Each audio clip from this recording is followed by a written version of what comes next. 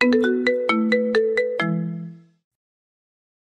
ছোট লোকের বাচ্চা, তো সাহস হলো কি করে আমার বিছানায় বসার?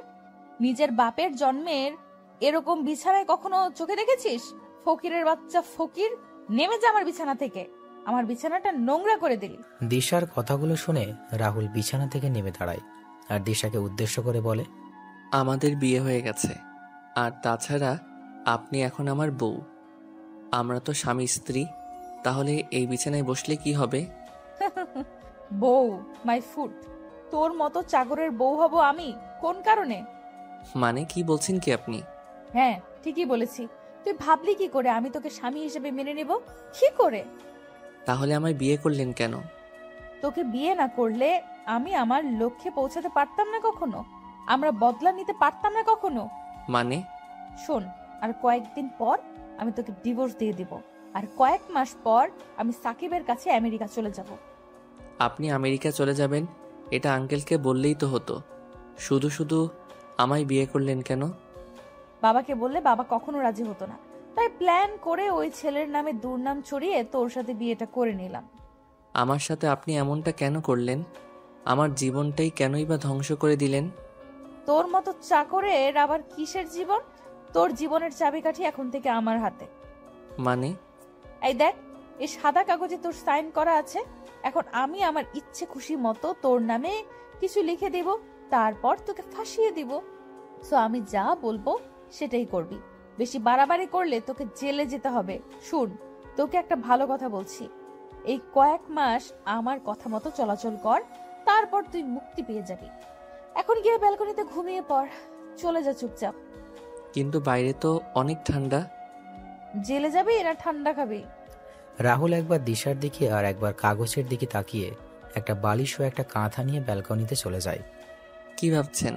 কেন আমি কোনো প্রতিবাদ না করে চলে এলাম কেন?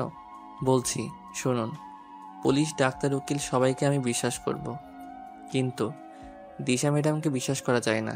এই মেয়ে যা বলে তাই করে। সোজা কথায় বলতে গেলে বদমেজাজি মেয়ে। এই ঠান্ডায় ঘুম আসবে না, তার চেয়ে চলুন আমার অতীত থেকে আপনাদের নিয়ে ঘুরিয়ে আসি। অতীত। আজ 1 বছর পূর্ণ হলো রাহুল চৌধুরী বাড়ির কাজের। এই কজনের 1 বছরের বাড়ি কয়েকজনকে রাহুলের ভালো লেগেছে, আবার কয়েকজনকে ভালো লাগেনি। রাহুল খুব সকালে ঘুম থেকে উঠে কাজ করতে শুরু করে। রাহুল সবার জন্য নাস্তা রেডি করে টেবিলের উপর রেখে দিয়ে নিজের রুমে এসে ফ্রেশ হওয়ার জন্য বাথরুমে যাবে।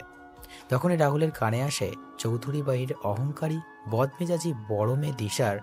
রাহুল বাথরুমে ঢুকে ফ্রেশ হয়ে এসে তাড়াতাড়ি করে দিশার রুমের সামনে যেয়ে পড়ল। ম্যাডাম, আসবো? আয়। রাহুল দিশার রুমে প্রবেশ করে একপাশে দাঁড়ায়। তখন দিশা ইশা করে রাহুলকে তার পাশে ডাকে। রাহুল দিশার সামনে যেতেই দিশা ঠাস ঠাস করে থাপ্পড় বসিয়ে দিয়ে বলা শুরু করলো, এই হারামির বাচ্চা, তোর না বলছি আমি ডাকলে তাড়াতাড়ি আমার সামনে চলে আসবি? আসলে ম্যাডাম আমি... ঠাস ঠাস, আমার মুখের উপর কথা বলতে মানা করছি না তোকে? এই বাড়িতে এসছিস কয়দিন হলো, এর মাঝে নিজের মন মতো চলাফেরা শুরু করেছিস? যা তাড়াতাড়ি আমার জুতোগুলো পলিশ করে নিয়ে আয়। হ্যাঁ যাচ্ছি। রাহুল গালে হাত দিয়ে দিশার রুম থেকে বের হয়ে যায় আর দিশা একটা ম্যাগাজিন নিয়ে পড়তে শুরু করে। কিছুক্ষণ পর রাহুল জুতোগুলো পালিশ করে নিয়ে আসে। রাহুল দিশার রুম থেকে বের হয়ে নিচে এসে অপেক্ষা করতে থাকে দিশার জন্য। কিছু সময় পর দিশা গাড়ির কাছে আসলে রাহুল দরজা খুলে দিল।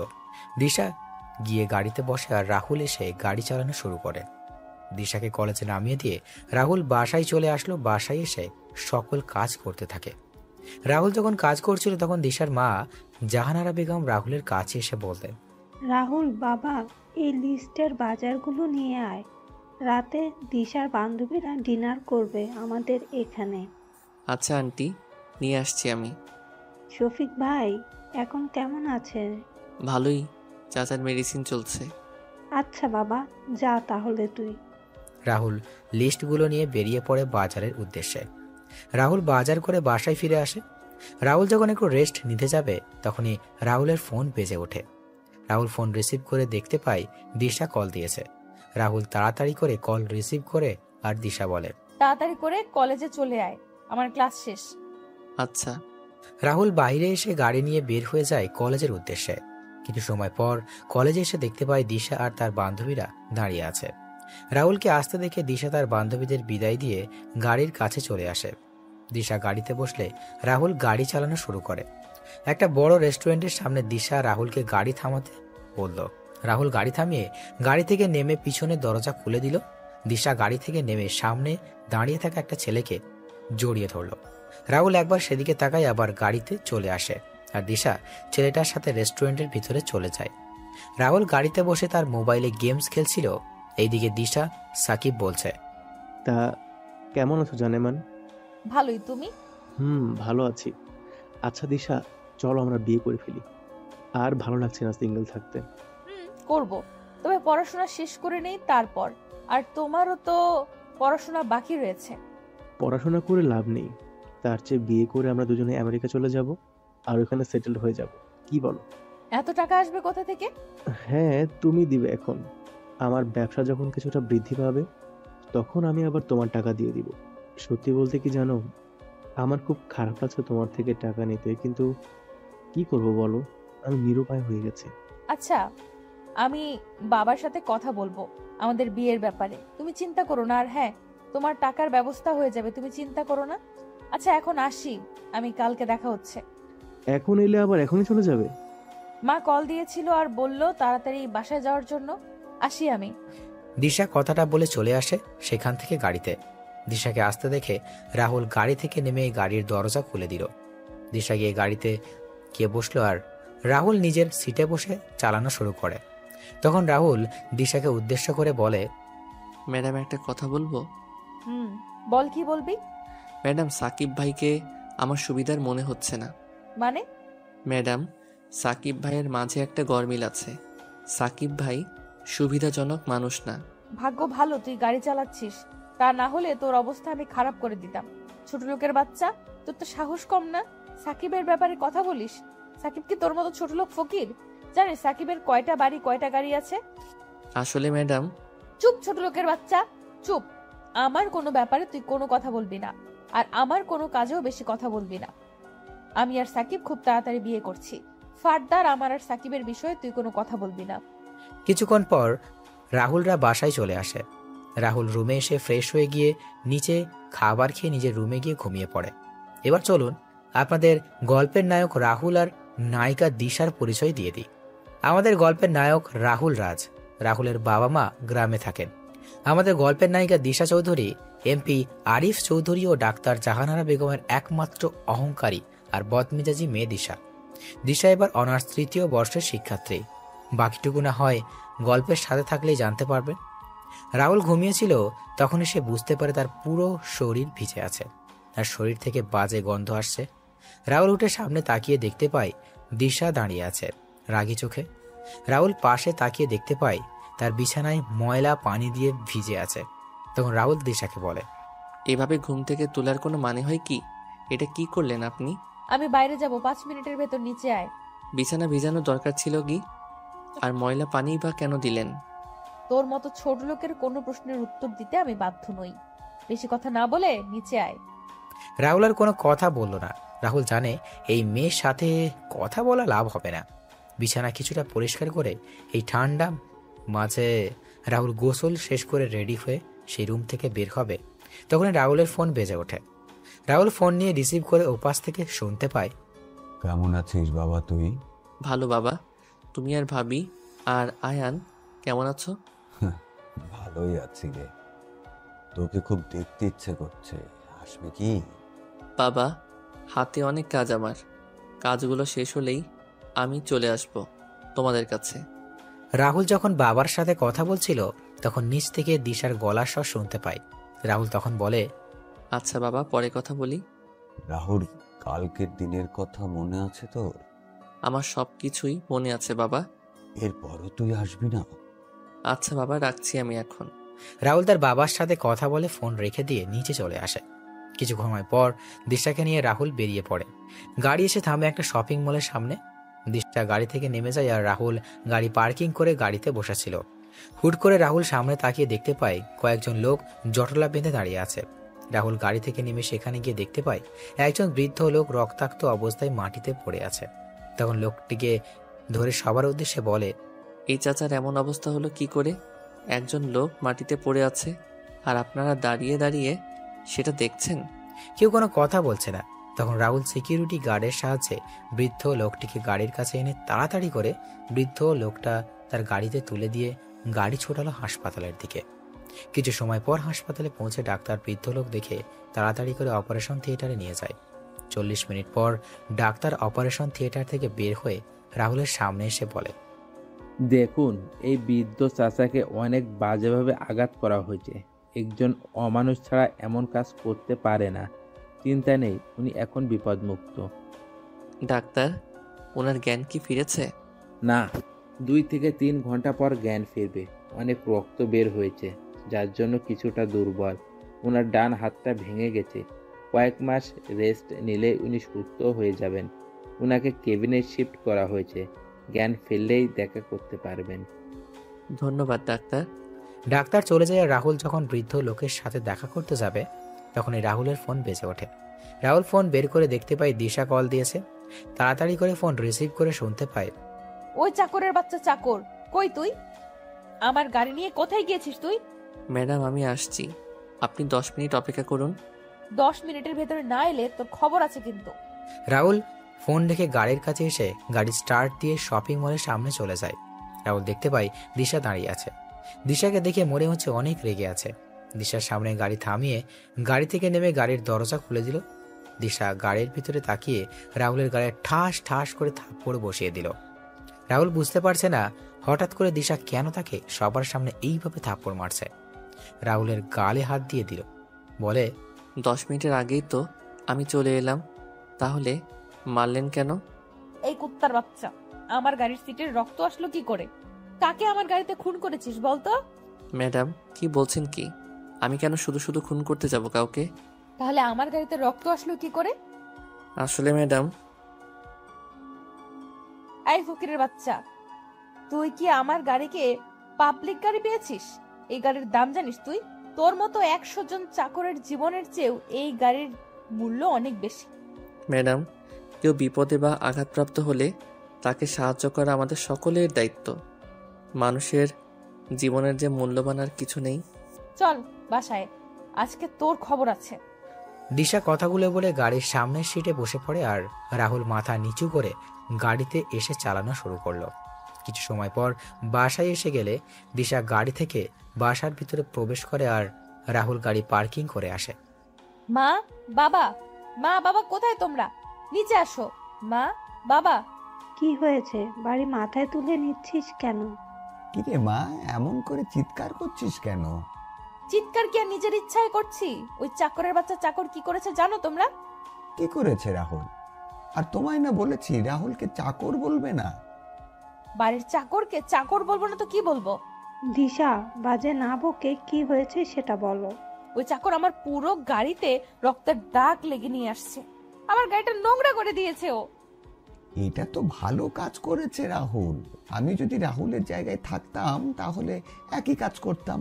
কারণ মানুষ হলো সৃষ্টির সেরা জীব। মানুষের জীবনের মূল্যের চেয়ে আর কিছুর মূল্য এই পৃথিবীতে নেই। বাবা, তুমি বুঝতে পারছো না কেন বলো তো? ওই ফকিরের বাচ্চা আমার নতুন গাড়িটা নষ্ট করে দিয়েছে। আয় রাহুল, এই দিকে। হ্যাঁ আন্টি, বলুন। আচ্ছা, এই বৃদ্ধ লোক এখন কেমন আছেন?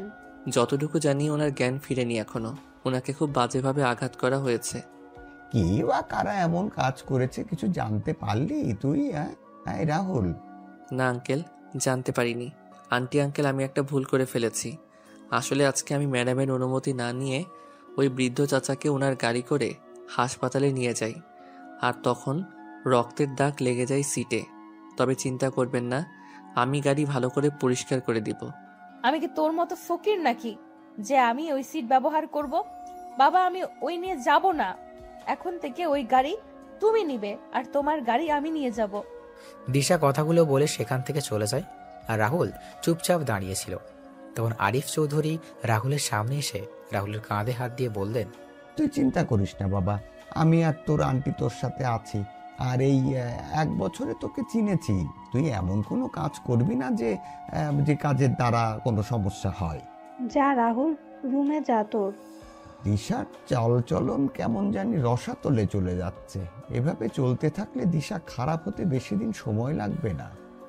মেয়েটা দিন দিন খারাপ হয়ে যাচ্ছে।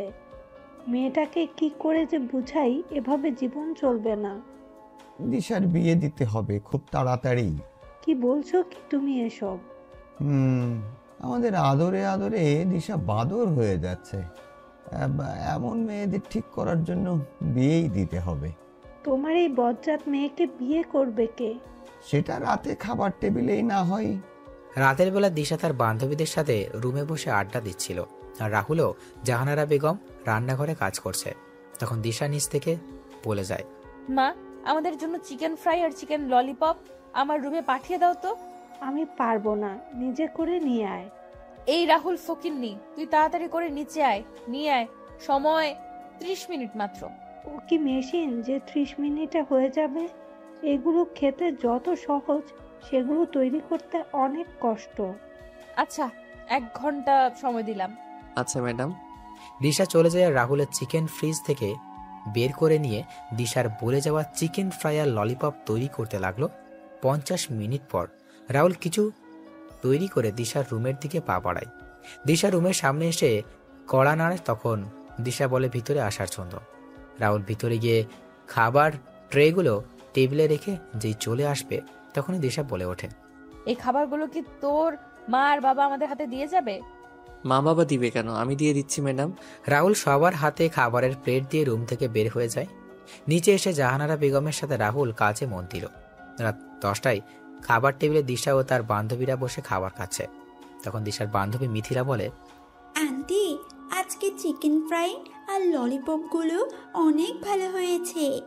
সত্যি আপনার হাতে জাদু আছে বলতে হবে।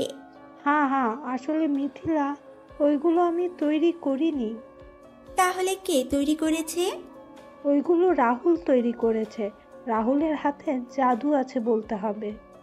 কি, একজন ছেলে হয়ে এমন সুস্বাদু রান্না করতে পারে? এটা বলতে পারো গড গিফটেড রাহুলের। আমার বাসার কাজ আমার থেকে রাহুল বেশি করে।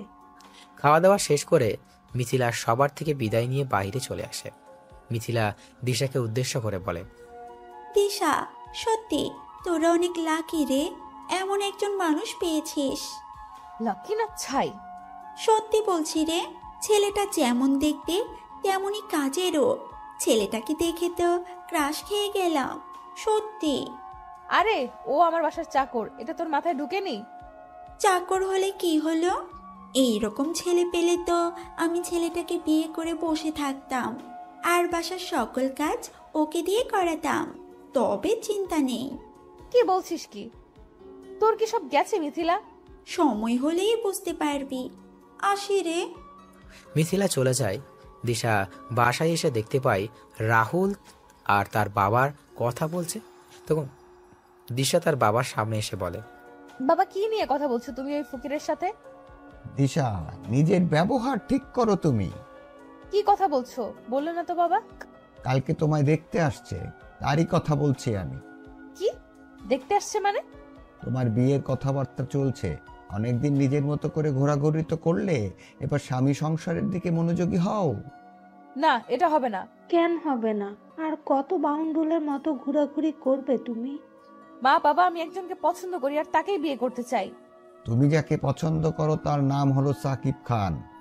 সে একজন মেয়েবাজ এবং জুয়ারি। সে তোমার থেকে মিথ্যে বলে অনেক টাকা নিয়েছে এবং সামনে আরো নেবে। বাবা, তুমি ওর নাম জানলে কি করে? তুমি একজন এমপির মেয়ে, এটা ভুলে যেও না কখনো দিশা। বাবা, আমি সাকিবকে ছাড়া কাউকে বিয়ে করব না। আমি যতদিন বেঁচে আছি ওই ছেলের সাথে তোমার বিয়ে হবে না। বাবা। দিশা, বাবা কি বলেছে শুনতে পাওনি? তুমি তো ভারী বেয়াদব হয়েছ। মা আর বাবার সাথে কেমন করে কথা বলতে হয় সেটা ভুলে গিয়েছো দেখছি। মা, কালকে থেকে তোমার বাইরে যাওয়া বন্ধ বলে দিলাম দিশা।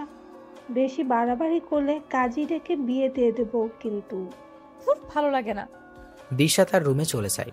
রুমে গিয়ে ভাবতে থাকে, না, আমি সাকিবকে ছাড়া কাউকে বিয়ে করব না। সাকিবের জন্য আমি প্রয়োজন হলে বাড়ি থেকে পালাতেও, হ্যাঁ, আমায় পালাতে হবে। 1 মিনিট, তার আগে সাকিবকে কল দিই।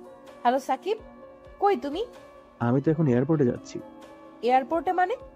হ্যাঁ, কিছু কাজে আমি আমেরিকা যাচ্ছি। কেন, কি হয়েছে জানেমান? সাকিব, বাবা আমার বিয়ে ঠিক করেছে আর কালকে আমার ছেলেপক্ষ দেখতে আসছে। কি বলছো কি? হঠাৎ করে এমন সিদ্ধান্ত কেন? জানি না, তবে আমার মনে হয় রাহুল বাবাকে কিছু উল্টাপাল্টা বুঝিয়েছে। সাকিব, আমি তোমায় ছাড়া কাউকে বিয়ে করতে পারবো না। তুমি এয়ারপোর্টে থাকো, আমি আসছি। না না, এখন এসো না তুমি। কেন সাকিব, তুমি বুঝতে পারছো না কেন? তুমি কালকে ছেলে পক্ষের যদি আমায় পছন্দ হয়ে যায় তাহলে আমাদের কি হবে? কিচ্ছু হবে না। তুমি পারবে তো এই কাজটা করতে? তুমি কিন্তু পারবে, আমি জানি। 3 মাস পর আমি আমার কাজ শেষ করে ফিরে আসছি। এখন বলো তুমি পারবে কিনা? কিন্তু সাকিব, তুমি চাও না দিশা আমি প্রতিষ্ঠিত হই, আমার কোনো পরিচয় হোক? আমি পারবো সাকিব। দিশা ফোন রেখে নিচে এসে তার মা বাবাকে উদ্দেশ্য করে বলে ওঠে, না বাবা, আমি রাজি। সত্যি বলছিস তুই মা? হ্যাঁ বাবা, সত্যি বলছি। আমি জানতাম আমার মেয়ে আমার কথা কখনো ফেলবে না। আচ্ছা, বাকি কথা পরে হবে। মা, আমার খুব ক্ষুধা পেয়েছে, তাড়াতাড়ি খাবার দাও। দিচ্ছি, আয় তোরা। রাহুল, তুইও আয়। আন্টি। রাহুল রান্নাঘরে জাহানারা বেগমের সাথে সকল খাবার নিয়ে এসে টেবিলে রাখছে। তখন জাহানারা বেগম বলেন, যা রাহুল, টেবিলে বস, আমি খাবার নিয়ে আসছি। মনে মনে বললাম, টেবিলে বসি, আমি আর আপনার মেয়ে আমার হাবি গোষ্ঠীকে নিয়ে কথা বলুক, দরকার নেই, আমি পরে খেয়ে নিব। কিরে রাহুল, আয় টেবিলে বস। না আঙ্কেল, আপনারা খান, আমি একটু পরে খেয়ে নিব। বললাম না বসতে রাহুল। আরিফ চৌধুরী জাহানারা বেগম রাহুলকে তাদের সাথে জোর করে বসিয়ে দিলেন। রাহুল তাদের সাথে টেবিলে বসতে চায়নি। দিশা তার মা আর বাবাকে উদ্দেশ্য করে বলে, মা বাবা, তোমরা কি শুরু করেছো বলো তো? বাড়ির চাকরকে নিয়ে এত আদিক্ষেতা কেন দেখাচ্ছ? ও বাড়ির বাকি চাকরদের সাথে বসে খাবার খাবে, তাহলে কেন আমাদের সাথে টেবিলে বসিয়েছো? তোমাকে না বলেছি দিশা রাহুলকে বাড়ির চাকর বলবে না? দিশা, হচ্ছেটা কি? চুপচাপ বসে খাবার খাও, কোনো কথা বলবে না। আমি এর সাথে এক টেবিলে বসে খাবার খাবো না। আচ্ছা ম্যাডাম, আপনি খাবার খেয়ে নেন, আমি টেবিল ছেড়ে দিচ্ছি। আমি এখানে খাবো না, আমি গেলাম। এখন কেন খাবি না? ছেলেটা তো তার খাবার নিয়ে টেবিল থেকে চলে গেছে। আমার খাবার রুমে পাঠিয়ে দাও, আমি রুমে খেয়ে নিব। কথাগুলো বলে দিশা রুম থেকে চলে যায় আর রাহুল নিজের খাবার নিয়ে চলে যায়। খাওয়া দাওয়া করে রাহুল তার রুমে ঘুমিয়ে যায়। পরের দিন সকালে রাহুল ঘুম থেকে উঠে বেরিয়ে যায় গাড়ি নিয়ে হাসপাতালে। সেখানে গিয়ে ডাক্তারের সাথে কথা বলে চলে যায় বৃদ্ধ চাচার সাথে কথা বলতে তার কেবিনে। রাহুল কেবিনে গিয়ে চাচার উদ্দেশ্যে করে বলে ওঠে, চাচা কেমন আছেন আপনি এখন? ভালোই বাবা, হয়তো তোমার জন্য মৃত্যুর দরজা থেকে ফিরে এলাম বাবা। আচ্ছা চাচা, আপনার এই অবস্থা হলো কি করে? সে আবার পোড়া কপাল বাবা। চাচা, আমি তো আপনার ছেলের মতো, কি হয়েছে আমায় বলুন। রাহুল কথা শুনে বৃদ্ধ লোকের চোখের কোণ ভিজে ওঠে। রাহুল চাচার চোখের জল মুছে দিয়ে চাচার দিকে তাকিয়ে তখন চাচা রাহুলকে বলেন, বাবারে, আমি একজন বীর মুক্তিযোদ্ধা।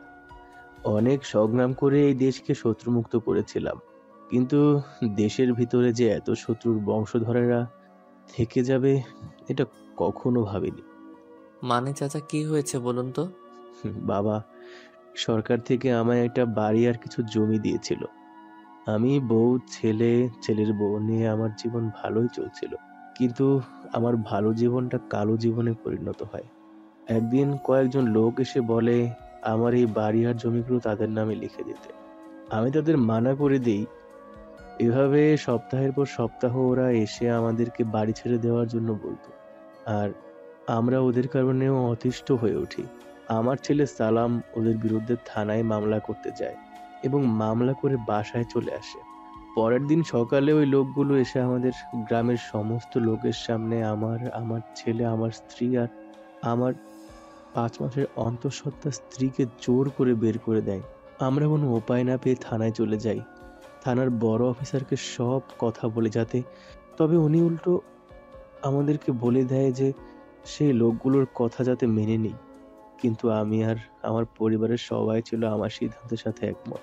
আমি ওদের কথা মেনে নিলে আমার পরিবার নিয়ে রাস্তায় বসতে হবে। আমি কোনো উপায় না পেয়ে আবার বাড়িতে ফিরে আসি।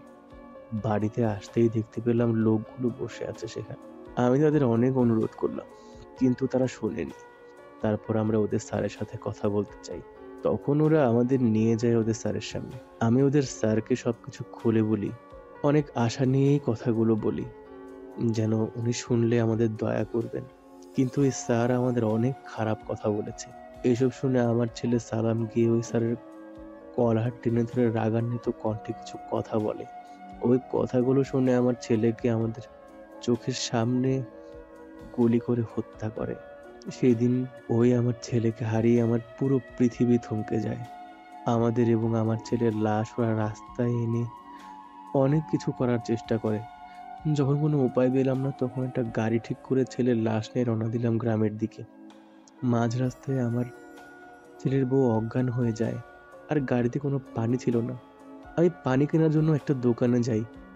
পানি নিয়ে যখন দোকান থেকে বের হই, তখন দেখতে পাই দুটো ট্রাক এসে ওই গাড়িতে ধাক্কা মেরে এবং গাড়িটা খাদে পড়ে আগুন ধরে যায়। একদিনে আমি আমার পরিবারকে হারিয়ে ফেলি, শুধু একজন মানুষের জন্য।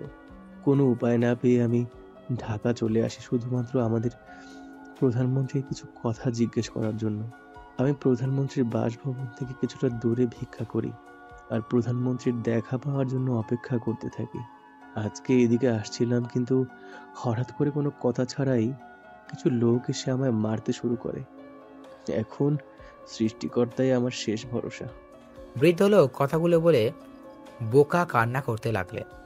রাহুল সব শুনে বৃদ্ধ লোককে কাঁধে হাত রেখে বৃদ্ধ লোকটিকে শান্ত করার চেষ্টা করে। আর রাহুলও সান্ত্বনা দেওয়া ছাড়া আর কিছুরও করার নেই। রাহুল যখন চলে আসবে, তখন রাহুল আবার বৃদ্ধ লোকের কাছে গিয়ে বলে ওঠে, চাচা, ওই স্যারের নাম কি? ওই অমানুষটার নাম হলো শফিক খান, ওরফে টনি ভাই। কি, ওই মাফিয়া টনি ভাই? হ্যাঁ বাবা, এর জন্যই তো আমরা কোনো আইনি সহায়তা পাইনি। আচ্ছা চাচা, তাহলে আমি আসি। তাহলে তুমি এই 2 মাস হাসপাতালে থাকবে আর তোমার খরচ আমি বহন করব। আসি চাচা আমি। রাহুল কথাগুলো বলে চলে আসে। সেই থেকে রাহুল গাড়ি ড্রাইভ করছে আর বৃদ্ধ লোকের বলা কথাগুলো চিন্তা করছে। হঠাৎ করে গাড়ির সামনে মিথিলা চলে আসে আর রাহুল তাড়াতাড়ি করে ব্রেক করে। রাহুল কিছু বলতে যাবে তার আগেই মিথিলা রাহুলের কাছে এসে বলে, হাই, আমি মিথিলা। মানেটা কি? আপনি কি আপনার নাম বলার জন্য এভাবে গাড়ির সামনে চলে আসছেন? আমি আসি। আচ্ছা, আমি আসছি তাহলে। আরে কই যাও? আমায় নিয়ে যাও। কোথায় যাবেন আপনি? বাসায় যাব তোমার সাথে। আমি কি আপনারা চিনি যে আপনি আমার সাথে যাবেন? সে কি, কালকে তুমি আমায় দিশার রুমে দেখোনি? আমি দিশার বেস্ট ফ্রেন্ড মিথিলা। ও আচ্ছা, আসলে আমি তেমন মেয়েদের সাথে কথা বলি না। তা আপনি কোথায় যাবেন? তোমাদের বাসায়। আমাদের বাসায় কেন যাবেন? দিশা কল দিয়ে বলল যাওয়ার জন্য, তাই। আচ্ছা, তাহলে উঠুন গাড়িতে। মিথিলা গাড়িতে উঠে গেলে রাহুল গাড়ি চালানো শুরু করলো।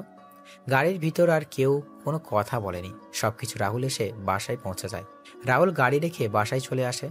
রাহুলকে আসতে দেখে আরিফ চৌধুরী রাহুলকে ডেকে বললেন, রাহুল, তুই বাজার থেকে এই লিস্টে লেখা জিনিসগুলো নিয়ে আয় বাবা। হ্যাঁ, আর ওই এইদিকে অনেক কাজ বাকি আছে কিন্তু।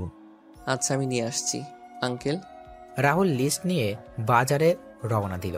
এইদিকে কেউ কাউকে কল দিয়ে বলছে, বস, শিকার পেয়ে গেছি এবং লক করে দিয়েছি, এখন কি করব?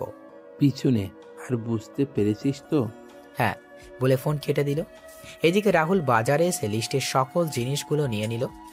রাহুল গাড়ি চালিয়ে কিছু দূর আসার পর গাড়ি ব্রেক করে রাহুলের সামনে তাকিয়ে দেখতে পায় কতগুলো লোক মুখে কাপড় বেঁধে হাতে লাঠি নিয়ে দাঁড়িয়ে আছে। রাহুল গাড়ির গ্লাস নামিয়ে বলে, কি ব্যাপার ভাইরা, এভাবে রাস্তা আটকানো মানে কি? রাস্তা থেকে সরে যান, বাসায় যেতে হবে। লোকগুলো রাহুলের কথা শুনতে হেসে শুরু করলো। তখন রাহুল আবার বলে, কি হলো ভাইরা, রাস্তা থেকে সরে যান, আমি যাব। সময় মতো জিনিসগুলো নিয়ে না গেলে আমায় অনেক কথা শুনতে হবে।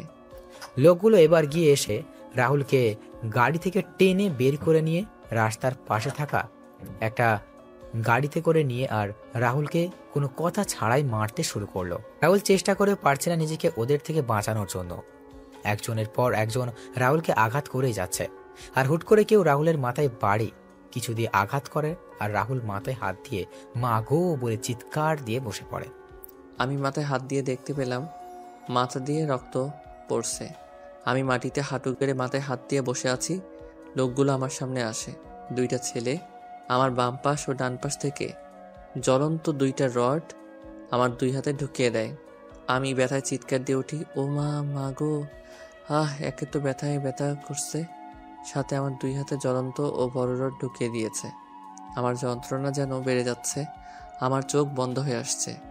চোখ বন্ধ হওয়ার আগে আমি দেখতে পেলাম দিশা ম্যাডাম আমার দিকে হাসতে হাসতে এগিয়ে আসছে। এক সময় আমার চোখ দুটো বন্ধ হয়ে যায় আর আমি মাটিতে লুটিয়ে পড়ি। দিশা এসে রাহুলের জ্ঞানহীন শরীরের উপর পা দিয়ে বলে ওঠে, বলেছিলাম ফকিরের বাচ্চা, তোকে আমার ব্যাপারে কথা বলতে আসবি না, কিন্তু তুই শুনলি না আমার কথা। এবার বুঝ আমার কথা না শোনার পরিণাম কি হয়। দিশা কথাগুলো বলে রাহুলের জ্ঞানহীন দেখে লাথি দিয়ে তার লোকেদের নিয়ে চলে যায়। এদিকে আরিফ চৌধুরী রাহুলকে কল দিয়ে যাচ্ছেন, কিন্তু কেউ রিসিভ করছেন না। এইদিকে ছেলেপক্ষ চলে আসে দিশাকে দেখতে। আরিফ চৌধুরীও ব্যস্ত হয়ে পড়েন তাদের সাথে। আমি চোখ খুলে দেখতে পেলাম একটা বেডে শুয়ে আছি। চারপাশে তাকিয়ে ভালো করে তাকিয়ে দেখলাম আমার পাশের বেডে সেই বৃদ্ধ চাচা আমার দিকে তাকিয়ে আছেন। কি রে বাবা, এখন কেমন লাগছে তোর? ভালো লাগছে। মাথায় প্রচন্ড ব্যথা করছে, হাত নাড়াতে গিয়েও হাত নাড়াতে পারলাম না, হাতেও ব্যথা করছে প্রচুর। আশ্চর্যের বিষয় হলো আমি আমার শরীরে প্রচন্ড ব্যথা অনুভব করছি, যা কাউকে বলে বোঝাতে পারবো না। তোর এই অবস্থা কি করলো বাবা? আর একটু হলে তো তোর 2 হাত একেবারের জন্যই হারিয়ে ফেলতি, নিজের প্রাণটাও তো হারিয়ে ফেলতে পারতি। আচ্ছা চাচা, আমি এখানে আসলাম কি করে? জানি না, তবে সেটা ডাক্তার বলতে পারবে। রাহুল আর বৃদ্ধ চাচা যখন কথা বলছিল তখনই ডাক্তার কেবিনে প্রবেশ করে। ডাক্তার রাহুলের কাছে এসে রাহুলকে পরীক্ষা করে বলেন, তোমাকে প্রথমে দেখে তো খুব ভয় পেয়ে গিয়েছিলাম, তা এখন কেমন লাগছে তোমার? ভালোই ডাক্তার, তবে আমার শরীরের প্রচন্ড ব্যথা করছে। আচ্ছা, ও হ্যাঁ, এই নাও তোমার ফোন। আঙ্কেল নামে একটা নাম্বার থেকে কয়েকবার কল এসেছিল, তারপর আমি কল রিসিভ করে তোমার অবস্থা ওনাদের জানিয়ে দেই। হয়তো কিছু সময় পর ওনারা চলে আসবেন। ডাক্তার, আমি এখানে আসলাম কিভাবে? আমি যখন আমার বাসায় যাচ্ছিলাম তখন তোমার অচেতন ও রক্তাক্ত অবস্থায় রাস্তার পাশে পড়ে থাকতে দেখি, তারপর তোমার এখানে নিয়ে আসি। আচ্ছা, এই অবস্থা হলো কি করে তোমার? আসলে রাস্তায় আমি কয়েকজন ছিনতাইকারী হাতে পড়ি আর তাদের সাথে হাতাহাতির এক পর্যায়ে এমন হয়। তাই বলে তোমার হাতে জ্বলন্ত রড ঢুকিয়ে দেবে? এটা আমার বিশ্বাস হচ্ছে না। সাথে তোমার তো খুব বিষাক্ত বিষ দেওয়া হয়েছিল, যা মানবদেহে খুব তাড়াতাড়ি ছড়িয়ে পড়ে। তবে তোমার ভাগ্য ভালো যে তুমি এই যাত্রায় বেঁচে গিয়েছো। আচ্ছা, আমার ঠিক করে বলো তো কি হয়েছে তোমার সাথে? ডাক্তার, সত্যি তো বললাম, আপনাকে মিথ্যা বলে লাভ কি আমার? আপনি বলুন, কেউ কি ইচ্ছে করে নিজের এতটা ক্ষতি করবে? আর বিষের ব্যাপারটা তো আমার অজানা। কেবিনে তখন প্রবেশ করেন আরিফ চৌধুরী, জাহানারা বেগম, দিশা আর মিথিলা। আরিফ চৌধুরী ডাক্তারকে বলেন, ডাক্তার, এখন রাহুল কেমন আছে? স্যার, চিন্তার কোনো কারণ নেই। রাহুল এখন বিপদমুক্ত। তবে আর কিছুক্ষণ পর রাহুলের সাথে দেখা হলে রাহুলের হাত দুটো কেটে ফেলতে হতো। হয়তো রাহুল আমাদের মাঝ থেকে, বুঝতেই পারছেন তো। কি বলছেন কি ডাক্তার আপনি? হ্যাঁ ম্যাডাম, আমি ঠিক বলছি, কারণ ছেলেটার 2 হাতে কারা যেন জ্বলন্ত রড ঢুকিয়ে দিয়েছে। সাথে রাহুলকে কেউ অনেক বিষাক্ত বিষ দিয়ে মেরে ফেলতে চেয়েছিল। এই বিষ তো আমাদের বাংলাদেশ থেকে ব্যান্ড করা হয়েছে, তাহলে এটা আসলো কি করে?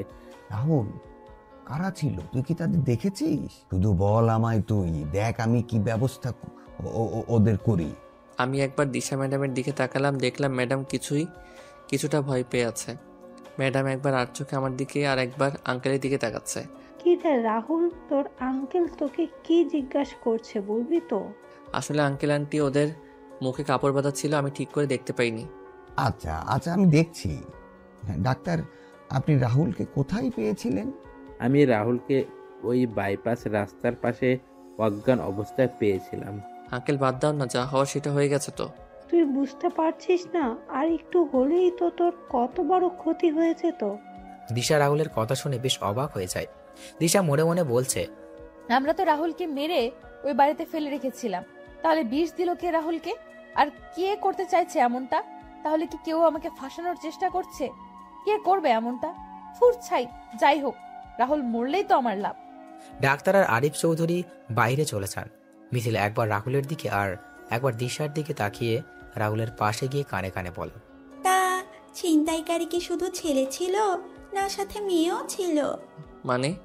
বলেছি যে ছিনতাইকারী কি শুধু ছেলে ছিল, না সাথে মেয়েও ছিল? মেয়ে হতে যাবে কেন?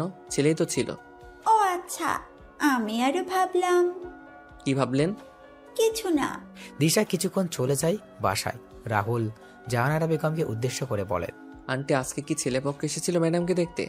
হ্যাঁ এসেছিল, আর দিশাকে তাদের পছন্দ হয়েছে। 15 দিন পর দিশার বিয়ে ঠিক করা হয়েছে, কিন্তু এখন দেখছি বিয়ে পিছিয়ে দিতে হবে। কেন আন্টি, বিয়ে পিছিয়ে নেবেন কেন? তোর এই অবস্থা, তোর শরীর ঠিক হলেই দিশার বিয়ে হবে। তোর এই অবস্থায় বিয়ে হবে কি করে? তুই ছাড়া আমাদের সব দিক কে খেয়াল রাখবে বল? তোর আঙ্কেলের অবস্থা এখন বেশি ভালো না, সব দিক দেখাশোনা কে করবে?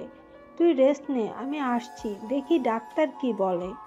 জাহানারা বেগম কেবিন থেকে বের হয়ে যান। রাহুলও চোখ বন্ধ করে শুয়েছিল। তখনই মিথিলা রাহুলের পাশে বসে বলে, আচ্ছা, তুমি কেমন ছেলে মানুষ? হ্যাঁ, মানে? তুমি নিজেকে বাঁচাতে পারলে না? একা মানুষ কয়েকজনের সাথে লড়াই করবো বলুন তো? সেটা ঠিক। আচ্ছা, তোমার পরিবারে কে কে আছেন? বাবা, ভাবি আর ছোট একটা ভাতিজা এখানে আছেন, তারা গ্রামে থাকেন। তোমার মা আর ভাই? বেঁচে নেই। সরি। আচ্ছা, তোমার গার্লফ্রেন্ড আছে? হাসছো যে? আমার মতো একজন চাকরের আবার গার্লফ্রেন্ড আসবে কোথা থেকে? মানুষের জুতার বাড়ি লাঠির বাড়ি খেয়ে আমার দিন যাচ্ছে, আর দরকার নেই এমন কিছুর। তাই বলে কি, এখনের ডিজিটাল যুগে ছেলেদেরও গার্লফ্রেন্ড থাকে অনেক, আর তোমার? রাহুল আর মিথিলা কথা বলছিল, তখনই দিশা কেবিনে আসে আর বলে ওঠে, ওর মতো ফকিন্নির গার্লফ্রেন্ড আসবে কোথা থেকে? কোনো মেয়েই বা ওর দিকে তাকাবে? ফকিন্নি কোথাকার। মিথিলা চল তো। দিশা, ওর সাথে এমন করছিস কেন? দেখছিস ছেলেটার অবস্থা কেমন, তারপরও বলছিস তুই? এরকম চাকর মারা গেলে আমার কিছুই না। ও আচ্ছা ম্যাডাম, আমি আপনার কি এমন ক্ষতি করেছি যার জন্য আমার সাথে এমন করছেন? তুই বাবাকে আমার আর সাকিবের ব্যাপারে বলেছিস, আর বাবা আমার বিয়ে ঠিক করেছে। এর মাসুল তো তোকে ভোগ করতেই হবে। আমিও তো তোকে দিশা বলেছি, সাকিব ছেলেটা ভালো না, তারপরও তুই বুঝতে চাইছিস না। মিথিলা, তুইও দেখছি ওই ছোট লোকের সাথে তাল মেলাচ্ছিস। দিশা, একটা সময় আসবে রুহুলের প্রয়োজন তোর হবে, কিন্তু তখন তুই রুহুলকে খুঁজেও পাবি না। এমন কখনো হবে না, আর এমন কোনো পরিস্থিতি হলে আমি ওর কাছে যাব না। সবাই যখন কথা বলছিল তখন সবাই বাইরে শুনতে পায়।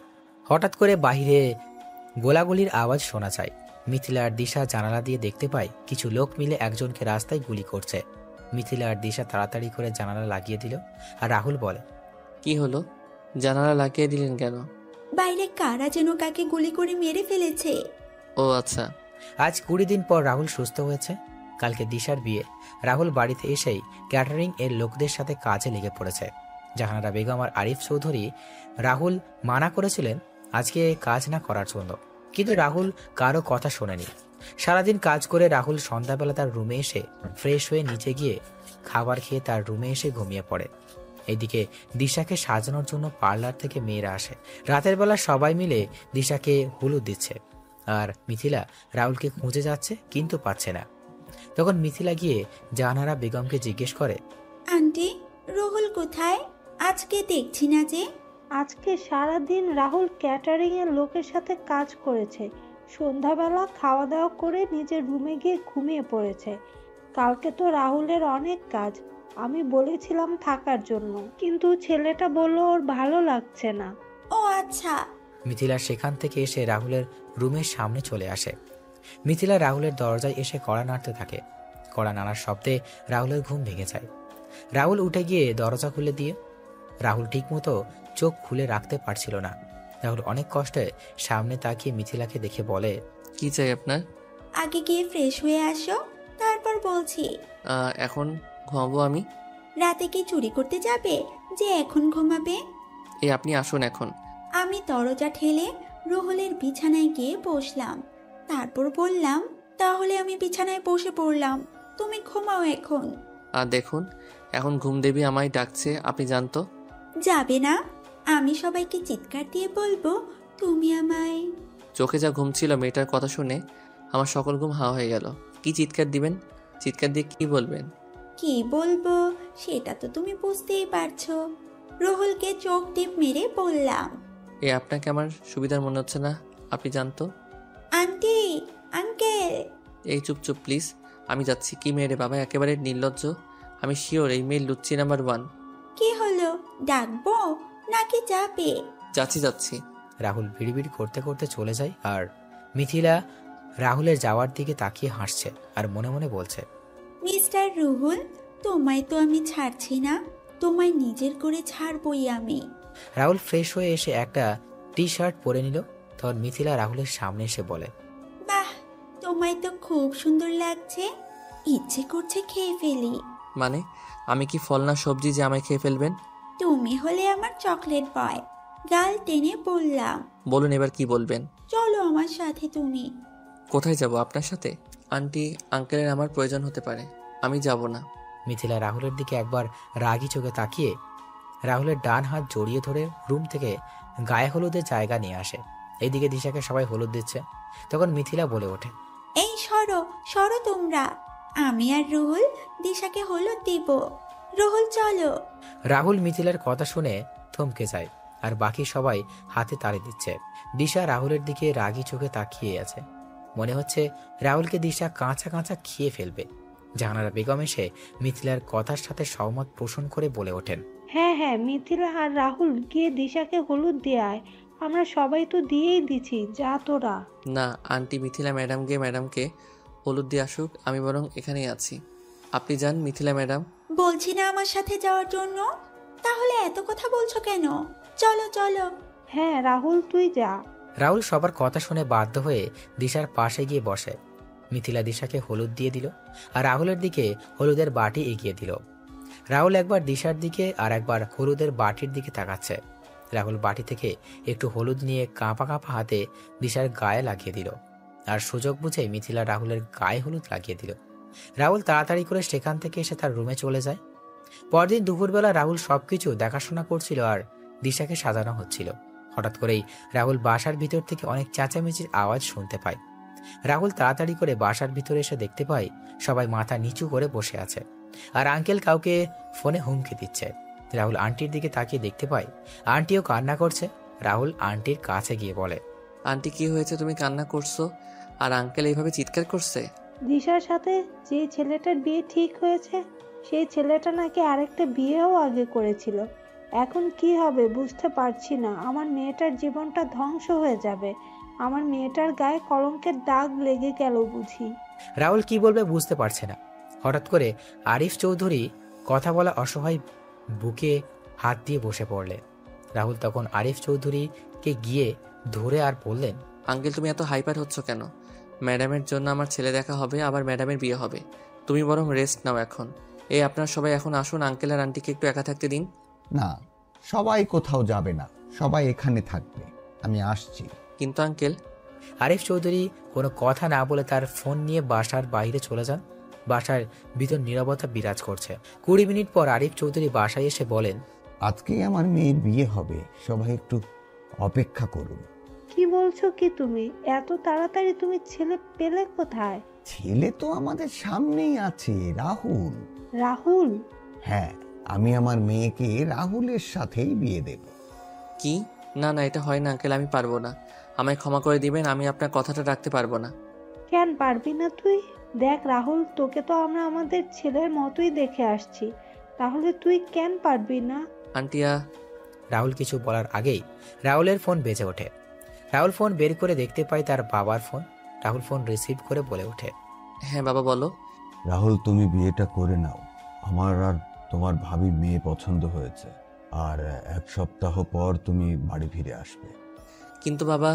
বললাম না আমি, আমার কথার যেন আর কোনো নড়চড় না হয়, আর তুমি আমাদের গ্রামের নতুন বাড়িতে চলে আসবে, আমরা সেখানেই আছি। রাহুলের বাবা কথাগুলো বলে ফোন রেখে দিলেন আর রাহুল হ্যাবলার মতো তাকিয়ে দাঁড়িয়ে আছে। তোর আরিফ চৌধুরী রাহুলের কাছে এসে বলেন, রাহুল বাবা, তুই পারিস এরকম বিপদ থেকে আমায় বাঁচাতে? প্রয়োজন হলে আমি তোর পায়েও ধরতে পারি, তবু বাবা তুই রাজি হয়ে যা। আঙ্কেল কি বলছো কি? কিন্তু ম্যাডাম। দিশা আমাদের কথার অবাধ্য হবে না, এখন তুই বল বাবা। কি আর করবো, নিজের অমতের বিরুদ্ধে মত দিতে হলো আমায়, আমি রাজি। তারপর রাহুলকে বরের বেশে সাজিয়ে এনে বিয়ে শুরু করা হয়। রাহুলের বিয়ের দিকে কোনো মনোযোগ ছিল না। রাহুল ভাবছে অন্য কিছু। ভালোভাবে বিয়ের সকল কাজ সম্পন্ন হয়। রাহুল মিথিলাকে আজকে কোথাও বিয়ের সময় দেখতে পায়নি। রাতের বেলা রাহুল দিশার সামনে বসেছিল, তখনই দিশা রুমে আসে, আর বাকিটুকু তো আপনারা জানেন। বর্তমান আপনাদের সাথে কথা বলতে বলতে রাত প্রায় পেরিয়ে গেছে, এখন ঘুমিয়ে পড়ি, সকালে কথা হবে।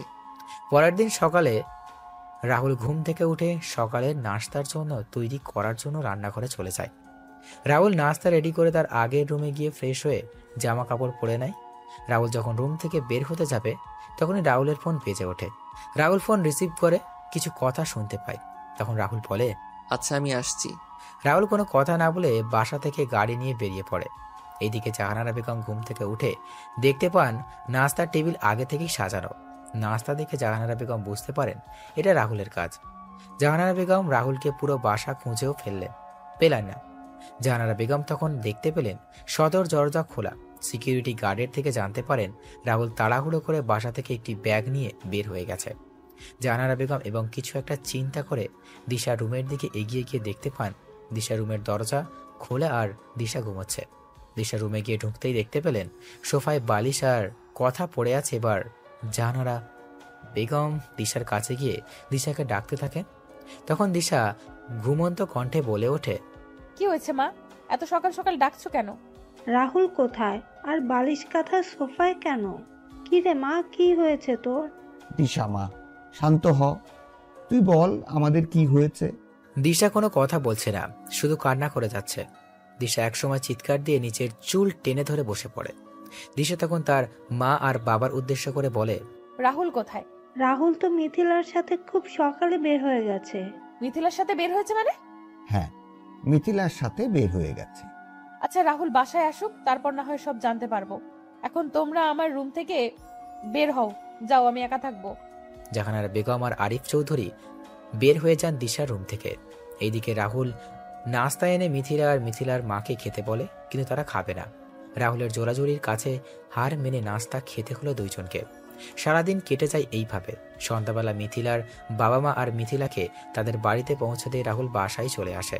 বাসায় এসে রাহুল যখন রুমে যাবে তখন আরিফ চৌধুরী রাহুলের সামনে এসে রাহুলের গায়ে ঠাস ঠাস করে থাপ্পড় বসিয়ে দিয়ে বলে ওঠেন, রাহুল, তোকে তো আমি নিজের ছেলের মতোই মনে করতাম, তাহলে তুই আমার মেয়ের জীবন নিয়ে এভাবে ছিনিমিনি খেললে কি করে? তোকে সবার থেকে আলাদা মনে করেছিলাম, কিন্তু তুইও বাকি ছেলেদের মতো বের হলি। ছোট আব্বু, কি বলছো এসব তুমি? আমি কিছু বুঝতে পারছি না। রাহুল, তুমি আমাদের বিশ্বাসের প্রতিদান এভাবে দিবে আমরা কখনো ভাবতে পারিনি। ছোট আব্বু, ছোট আম্মু, কি বলছো তোমরা? কথাগুলো বলে আমি ম্যাডামের দিকে তাকালাম, দেখলাম ম্যাডামের চোখগুলো ফুলে আছে। আমি ম্যাডামের সামনে যেতেই ম্যাডাম আমার গালে তার পায়ের জুতো খুলে মারতে লাগলো আর বলতে লাগলো, আমি বাবাকে বলেছিলাম তোর মতো ছোট লোকের সাথে আমায় বিয়ে না দিতে, কিন্তু বাবা আমার কোনো কথাই শোনেনি। আসলে তোর মতো ছোট লোকের কোনো যোগ্যতা নেই আমার স্বামী হওয়ার। তুই আমায় বিয়ে করে আমার বান্ধবীর সাথে ফষ্টি নষ্টি করছিস, সাথে আরো মেয়েদের সাথেও, আবার সেগুলো ভিডিও করছিস। রাহুল কিছু বুঝতে পারছিল না, তাই আঘাতগুলো সহ্য করে নিচ্ছিল। তখন দিশার শেষ কথা শুনে বলে, ভিডিও মানে? তখন আরিফ চৌধুরী রাহুলের সামনে একটা ভিডিও দেখিয়ে বলে, ঘরে বউ রেখে এইসব করতে তোর লজ্জা করলো না? তুই কালকে সকালের ভিতর আমার বাসা ছেড়ে চলে যাবি, আর ডিভোর্স পেপার খুব তাড়াতাড়ি পেয়ে যাবি। ছোট আম্মু, ছোট আব্বু আমার কথাটা শুনে একটিবার, আমি এরকম কাজ করিনি, কেউ আমায় ফাঁসিয়ে দিচ্ছে। ঠাস ঠাস কোনো কথা বলবি না ছোট লোক, আমার বাড়ি থেকে এক্ষুনি বের হয়ে যা তুই। ছোট আম্মু, ছোট আব্বু, একটা কথা শোনো তোমরা। তোমরা যে কারণে আমায় আঘাত করলে আর নানান কথা বললে সেইগুলো সম্পূর্ণ মিথ্যা। সত্যি, একদিন সবার সামনে আসবে, ডিভোর্স পেপার খুব তাড়াতাড়ি দিয়ে দিব আপনার মেয়েকে আঙ্কেল। রাহুল কথাগুলো বলে সেখান থেকে তার রুমে চলে আসে। রুমে এসে তার সকল কিছু গুছিয়ে নিয়ে একটি ব্যাগে ঢুকিয়ে সবার জন্য একটা চিঠি লিখে বিছানায় শুয়ে পড়ে। রাত 3টায় রাহুল বাসা থেকে বের হয়ে বাস স্ট্যান্ডে এসে বাসে উঠে পড়ে। সকাল 11টায় বাস থেকে নেমে সিলেট কদমতলী বাস স্ট্যান্ডে বাস থেকে নেমে রাহুল একটা সিএনজি নিয়ে তার বাড়িতে চলে যায়। রাহুল গাড়ি থেকে নেমে তার বাসায় বেল বাজায়। কিছু সময় পর তার ভাবি এসে দরজা খুলে দিলেন। রাহুলকে দেখে তার ভাবি অনেক খুশি হলেন এবং সবাইকে ডাক দিলেন। রাহুলও হাসি মুখে বাসার প্রবেশ করে। রাহুল বাসায় ঢুকে তার ভাতিজা আয়ানকে দেখতে পায় খেলা করছে। রাহুল আয়ানকে কোলে তুলে নিয়ে আদর করতে লাগলো। তখন রাহুলের বাবা আর ভাবি আসে। কিরে, তুই একা? বৌমা আসেনি? না, কেন আসেনি? আমাদের ডিভোর্স হয়ে যাবে তাই নিয়ে আসিনি। বিয়ে হয়নি 1 মাসও হলো না আর ডিভোর্স হয়ে যাবে? আমি রুমে গেলাম। এই বিষয়ে আর কোনো কথা বলবে না কেউ তোমরা, আর বললে আমি বাড়ি ছেড়ে চলে যাব। রাহুল যখন কথা বলছিল তখন ভাবি রাহুলের চোখে পানি দেখতে পেলেন। রাহুল আয়ানকে কোলে নিয়ে তার রুমে চলে যায়। এইদিকে সকালে জাহানারা বেগম রাহুলের রুমে গিয়ে রাহুলকে কোথাও দেখতে পেলেন না। তখন টেবিলের উপর একটি চিঠি দেখতে পান। চিঠিটা নিয়ে পড়তে লাগলেন। প্রিয় আঙ্কেল আন্টি, প্রথমেই বলছি আমায় ক্ষমা করে দিবেন। আপনাদের না বলে চুরির মতো চলে এলাম। অবশ্য আমি তো এখন খারাপ ও নিকৃষ্ট মানুষ হয়ে গেছি। আপনারা আমাকে নিজের ছেলের মতো আদর স্নেহ করেছেন, সেইগুলো কখনো ভুলতে পারবো না। আমি কখনো এমন কোনো কাজ করিনি যে নিজের কোনো বদনাম হবে বা আমার জন্য কারো জীবন নষ্ট হয়ে যাবে। তবু আমি অপরাধ না করে অপরাধ স্বীকার করে নিলাম, তাই চলে যাচ্ছি আপনাদের ছেড়ে অনেক দূরে। ম্যাডামকে কয়েকদিনের ভিতরে ডিভোর্স লেটার পাঠিয়ে দিব। ভালো থাকবেন আর আমায় ক্ষমা করে দিবেন। ইতি খারাপ ছেলে রাহুল। চিঠি হাতে নিয়ে জাহানারা বেগম খাবার টেবিলে চলে আসেন। আরিফ চৌধুরী আর দিশা নাস্তা করছিল, তখন জাহানারা বেগম ধপ করে বসে পড়েন। কি হলো? রাহুল কোথায়? চলে গেছে। মানে? জাহানারা বেগম চিঠি এগিয়ে দিলেন। দিশা চিঠি পড়ে মনে মনে খুব খুশি হলো। কেন জানি সে নিজের ভিতরে অস্থিরতা অনুভব করছে। তখনই বাসার বেল বেজে ওঠে। দিশা দরজা খুলে দেখতে পায় মিথিলা ও তার বাবা মা দাঁড়িয়ে আছে। দিশা একটু গম্ভীর কণ্ঠে ভিতরে আসতে বলে তাদের। দিশা, রুহুল কই রে? বাবা আর মা রুহুলের সাথে কথা বলার জন্য রাত থেকে অস্থির হয়ে আছে। কেন ওর সাথে কথা বলবেন ওনারা? আরে, কালকে রুহুল না থাকলে আমার বাবাকে হয়তো আমি আর ফিরে পেতাম না। রুহুল কালকে আমার ভাইয়ের দায়িত্ব পালন করেছে। মানে? আসলে গতকাল খুব ভোরে মা ফোন দিয়ে বললেন বাবা স্ট্রোক করেছে। আমি কি করব বুঝতে পারছিলাম না। তারপর রুহুলকে বলি আমি সব কিছু। তখন রুহুল আর আমি বাবাকে নিয়ে হাসপাতালে চলে যাই। কালকে সারাদিন রুহুল আমাদের জন্য অনেক কিছুই করেছে, তাই তো বাবা সকাল হতেই চলে আসছে। কিন্তু রাহুল তো এখানেই নেই। ও ও চলে গেছে? চলে গেছে মানে? আসলে কালকে রাতে রাহুল আমার অনুমতি ছাড়া আমার সাথে শারীরিক সম্পর্কে লিপ্ত হয়েছে, তাই আরো মেরে বাড়ি থেকে বের করে দিয়েছি। তুই বুঝলি কি করে? আমার কাপড় ঠিক ছিল না, আর পার্টির পোশাক পরেছিলাম, কিন্তু আমার গায়ে নাইট ড্রেস ছিল। ঠাস ঠাস ঠাস। তুই কি মানুষ দিশা? কালকে সারা রাত আমি তোর সাথে ছিলাম। তুই নেশাগ্রস্ত অবস্থায় রুহুলের সমস্ত শরীরে বমি করে দিয়েছিলি, সাথে তোর নিজের পোশাকেও। তারপরও তোকে রুহুল বাসায় নিয়ে এসে রুমে রেখে যায়, আর আমি তোর কাপড় চেঞ্জ করে দিয়েছিলাম। কি? হ্যাঁ। তাহলে ওই ভিডিওগুলো কি? ভিডিওগুলো জানি না, তবে আমি জানি আমার ভাই এমন কোনো কাজ করবে না। তোমার ভাই মানে? হ্যাঁ, রুহুল হলো আমার মামাতো ভাই। দিশাকে আজ থেকে 3 বছর আগে আমার বার্থডে পার্টিতে দেখে রুহুলের ভালো লেগেছিল, আর তখন ভাইয়া আমায় বলেছিল। তারপর ভাইয়া ছদ্মবেশে আপনাদের এখানে কাজে আসে। ভাইয়া তোকে চিঠি লিখতো প্রতিদিন, আর সেই চিঠিগুলো আমি তোকে নিয়ে দিতাম। ভাইয়া তোকে সরাসরি বলতে চায়নি সে তোকে ভালোবাসে, কারণ তুই যদি মানা করে দিতি। তাই ভাইয়া চেয়েছিল তোর মনে নিজের জন্য জায়গা করে নিয়ে তোর সামনে আসবে। কিন্তু একদিন সাকিব সামনে চলে আসে আর বলে সে চিঠিগুলো দিয়েছে, আর তুইও সাকিবকে হ্যাঁ বলে দিয়েছিস। ভাইয়া তোকে এতই ভালোবাসতো যে তোর শত অপমান সহ্য করে এই বাড়িতে 2 বছর কাটিয়ে দিল। তবে ভালো করেছিস তুই ভাইয়াকে এইরকম একটা অপবাদ দিয়ে তাড়িয়ে দিয়ে। তুই মিথ্যা বলছিস তাই না মিথিলা, নিজের ভাইকে বাঁচানোর জন্য? তোর কাছে কি এমন প্রমাণ আছে যে তোর ভাই নির্দোষ? প্রমাণ এই দেখ ছবিগুলো। ভাইয়া তো তোকে এগুলোই দিত। আমি তোকে অনেকবার বোঝাতে চেয়েছিলাম, কিন্তু তুই বুঝতে চাসনি। আর আমার ভাইয়া কোনো ছোট লোক না, আমার ভাইয়া একজন বিসিএস ক্যাডার। তোর সাথে আজ থেকে আমার আর কোনো সম্পর্ক নেই। ভালো থাকিস, আর আমি ভাইয়াকে বলবো তাড়াতাড়ি করে তোকে ডিভোর্স দিয়ে দেওয়ার জন্য। তোর থেকে অনেক ভালো মেয়ে দেখে আমার ভাইয়ার বিয়ে দিব। বাবা মা চলো, এখানে আর 1 মিনিটও না। মিথিলা! চুপ miss Disha, enough is enough. তুই আমার ভাইয়াকে মেরে ফেলতে চেয়েছিলি দিশা? তুই এতটা অহংকারী হয়ে গিয়েছিলি যার জন্য গুন্ডা পাঠিয়ে আমার ভাইয়াকে মারলি। আমার ভাইয়ার 2 হাতে জ্বলন্ত রড ঢুকিয়ে দিলি। সাথে বিষাক্ত বিষও দিয়েছিলি। জানিস, এত কিছুর পরও ভাইয়া কাউকে কিছু বলেনি, কারণ ভাইয়া তোকে ভালোবাসে দিশা। আর তুই কি করলি? বাহ দিশা বাহ। দিশা গুন্ডা দিয়ে মেরেছিল মানে? দিশা যখন জানতে পারলো রুহুল সাকিবের কথা আপনাকে বলেছে, সেটা শুনেই দিশা এমন একটা কাজ করে। তুই চিন্তা করতে পারছিস আমার ভাইয়া তোকে কতটা ভালোবাসে, যে নিজের জীবনের কথা চিন্তা না করে প্রিয় মানুষটার এমন ঘৃণিত কাজের কথা কাউকে বলেনি, আমাকেও বলতে চায়নি। কিন্তু আমি ভাইয়ার থেকে তার ভালোবাসার কসম দিয়ে কথাটা জানতে পেরেছি। মিথিলা কথাগুলো বলে সেখান থেকে চলে যায়। আরিফ চৌধুরী আর জাহানারা বেগম নিশ্চুপ হয়ে বসে আছেন। তারা রাহুলের সাথে কালকে যে ব্যবহারটা করেছেন, এরপর তারা আর কিছু বলবে কি করে? দিশা মিথিলার মুখে সব শুনে নিস্তব্ধ হয়ে যায়। দিশা তার রুমে চলে যায়। দিশা রুমে গিয়ে কি করবে বুঝতে পারছে না। দিশা রুমে গিয়ে চিঠিগুলো বের করে জ্বালিয়ে দিল। দিশার যেন কান্নার বেগ বাড়তে লাগলো। এদিকে রাহুল নিচে এসে খাওয়া দাওয়া করে আয়ানকে নিয়ে ছাদে চলে যায়। কিছুক্ষণ ভাবি এসে রাহুলের পাশে দাঁড়ান। তখন রাহুল পড়ে, ভাবি কিছু বলবে? তোর কি হয়েছে আমায় বল। তুই গেলি হাসি মুখে আর ফিরলি কালো মুখে। ভাবি, সবকিছু বললাম ভাবিকে। এখন কি করবি? ডিভোর্স হয়ে যাবে। রাহুলের ফোন বেজে ওঠে। রাহুল ফোন নিয়ে কিছুটা দূরে চলে যায়। কিছু সময় পর কথা বলে রাহুল তার ভাবির কাছে চলে আসে। তখন ভাবি বলেন, কে কল দিয়েছিল আর কোথায় যাবি? পুরনো কিছু আগাছা পরিষ্কার করতে। আগাছা পরিষ্কার করার সময় হয়ে গেছে। রাহুল তুই কিন্তু। ভাবি, তুমি তো সব জানোই, তাহলে আর কিছু বলবে না প্লিজ। কবে যাবি তুই? আজকে রাতেই যাব। আচ্ছা। রাতের বেলা রাহুল তার ভাবিকে বলে বেরিয়ে পড়ে তার কাছে। রাহুল পুরাতন জঙ্গলের ভিতরে বাড়িতে প্রবেশ করে তার গুপ্ত জায়গায় চলে যায়। সেখানে গিয়ে রাহুল সবার সাথে কথা বলে সবাইকে নিয়ে কিছু সময় পর রেডি হওয়ার জন্য বলে তার নিজের রুমে চলে যায়। রুমে গিয়ে ভাই আর মেয়ের ছবির দিকে তাকায় আর মা আর ভাইয়ের সাথে কাটানোর সময়গুলো মনে করে রাহুলের চোখ ভিজে ওঠে।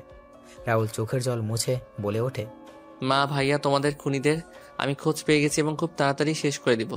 আজকে একজনের জীবনের শেষ দিন হতে চলেছে। আমায় তোমরা আশীর্বাদ করো শুধু। রাহুল তার টিমের সবাইকে নিয়ে বেরিয়ে পড়ে একটা ফ্যাক্টরির উদ্দেশ্যে। ফ্যাক্টরিতে পৌঁছে কোনো কথা ছাড়াই গুলি করতে লাগে। মুহূর্তের মধ্যেই ফ্যাক্টরি পরিণত হয় শ্মশানে। রাহুল ফ্যাক্টরি থেকে কিছু কাগজ নিয়ে বের হয়ে যায় এবং বোমার ফ্যাক্টরি উড়িয়ে দিল। রাহুল সবাইকে চলে যেতে বলে। রাহুল চলে যায় তার বাড়িতে। রাহুল বাড়িতে গিয়ে ফ্রেশ হয়ে এসে ঘুমিয়ে পড়ে। পরদিন সকালে নিউজে বলছে কয়েকদিন আগের সর্দারের পোস্টারে তাহলে সত্যি হলো। সর্দার তার আগমনের চিহ্ন দিয়ে দিয়েছে। কালকে রাতে একটা পরিত্যক্ত ফ্যাক্টরিতে তৈরি হওয়া বিষাক্ত কেমিক্যালের মেশিন ও সকল লোকেদের হত্যা করা হয়েছে। সর্দারের next target mafia king Tony ভাই। পরের দিন সকালে রাহুলের ঘুম থেকে উঠে নাস্তা করে বের হয় গ্রামের দিকে। রাহুল তার বাজারে চলে যায়। সেখানে গিয়ে দেখতে পায় তার সব বন্ধুরা বসে আড্ডা দিচ্ছে। রাহুলও তাদের সাথে আড্ডায় যোগ দিল।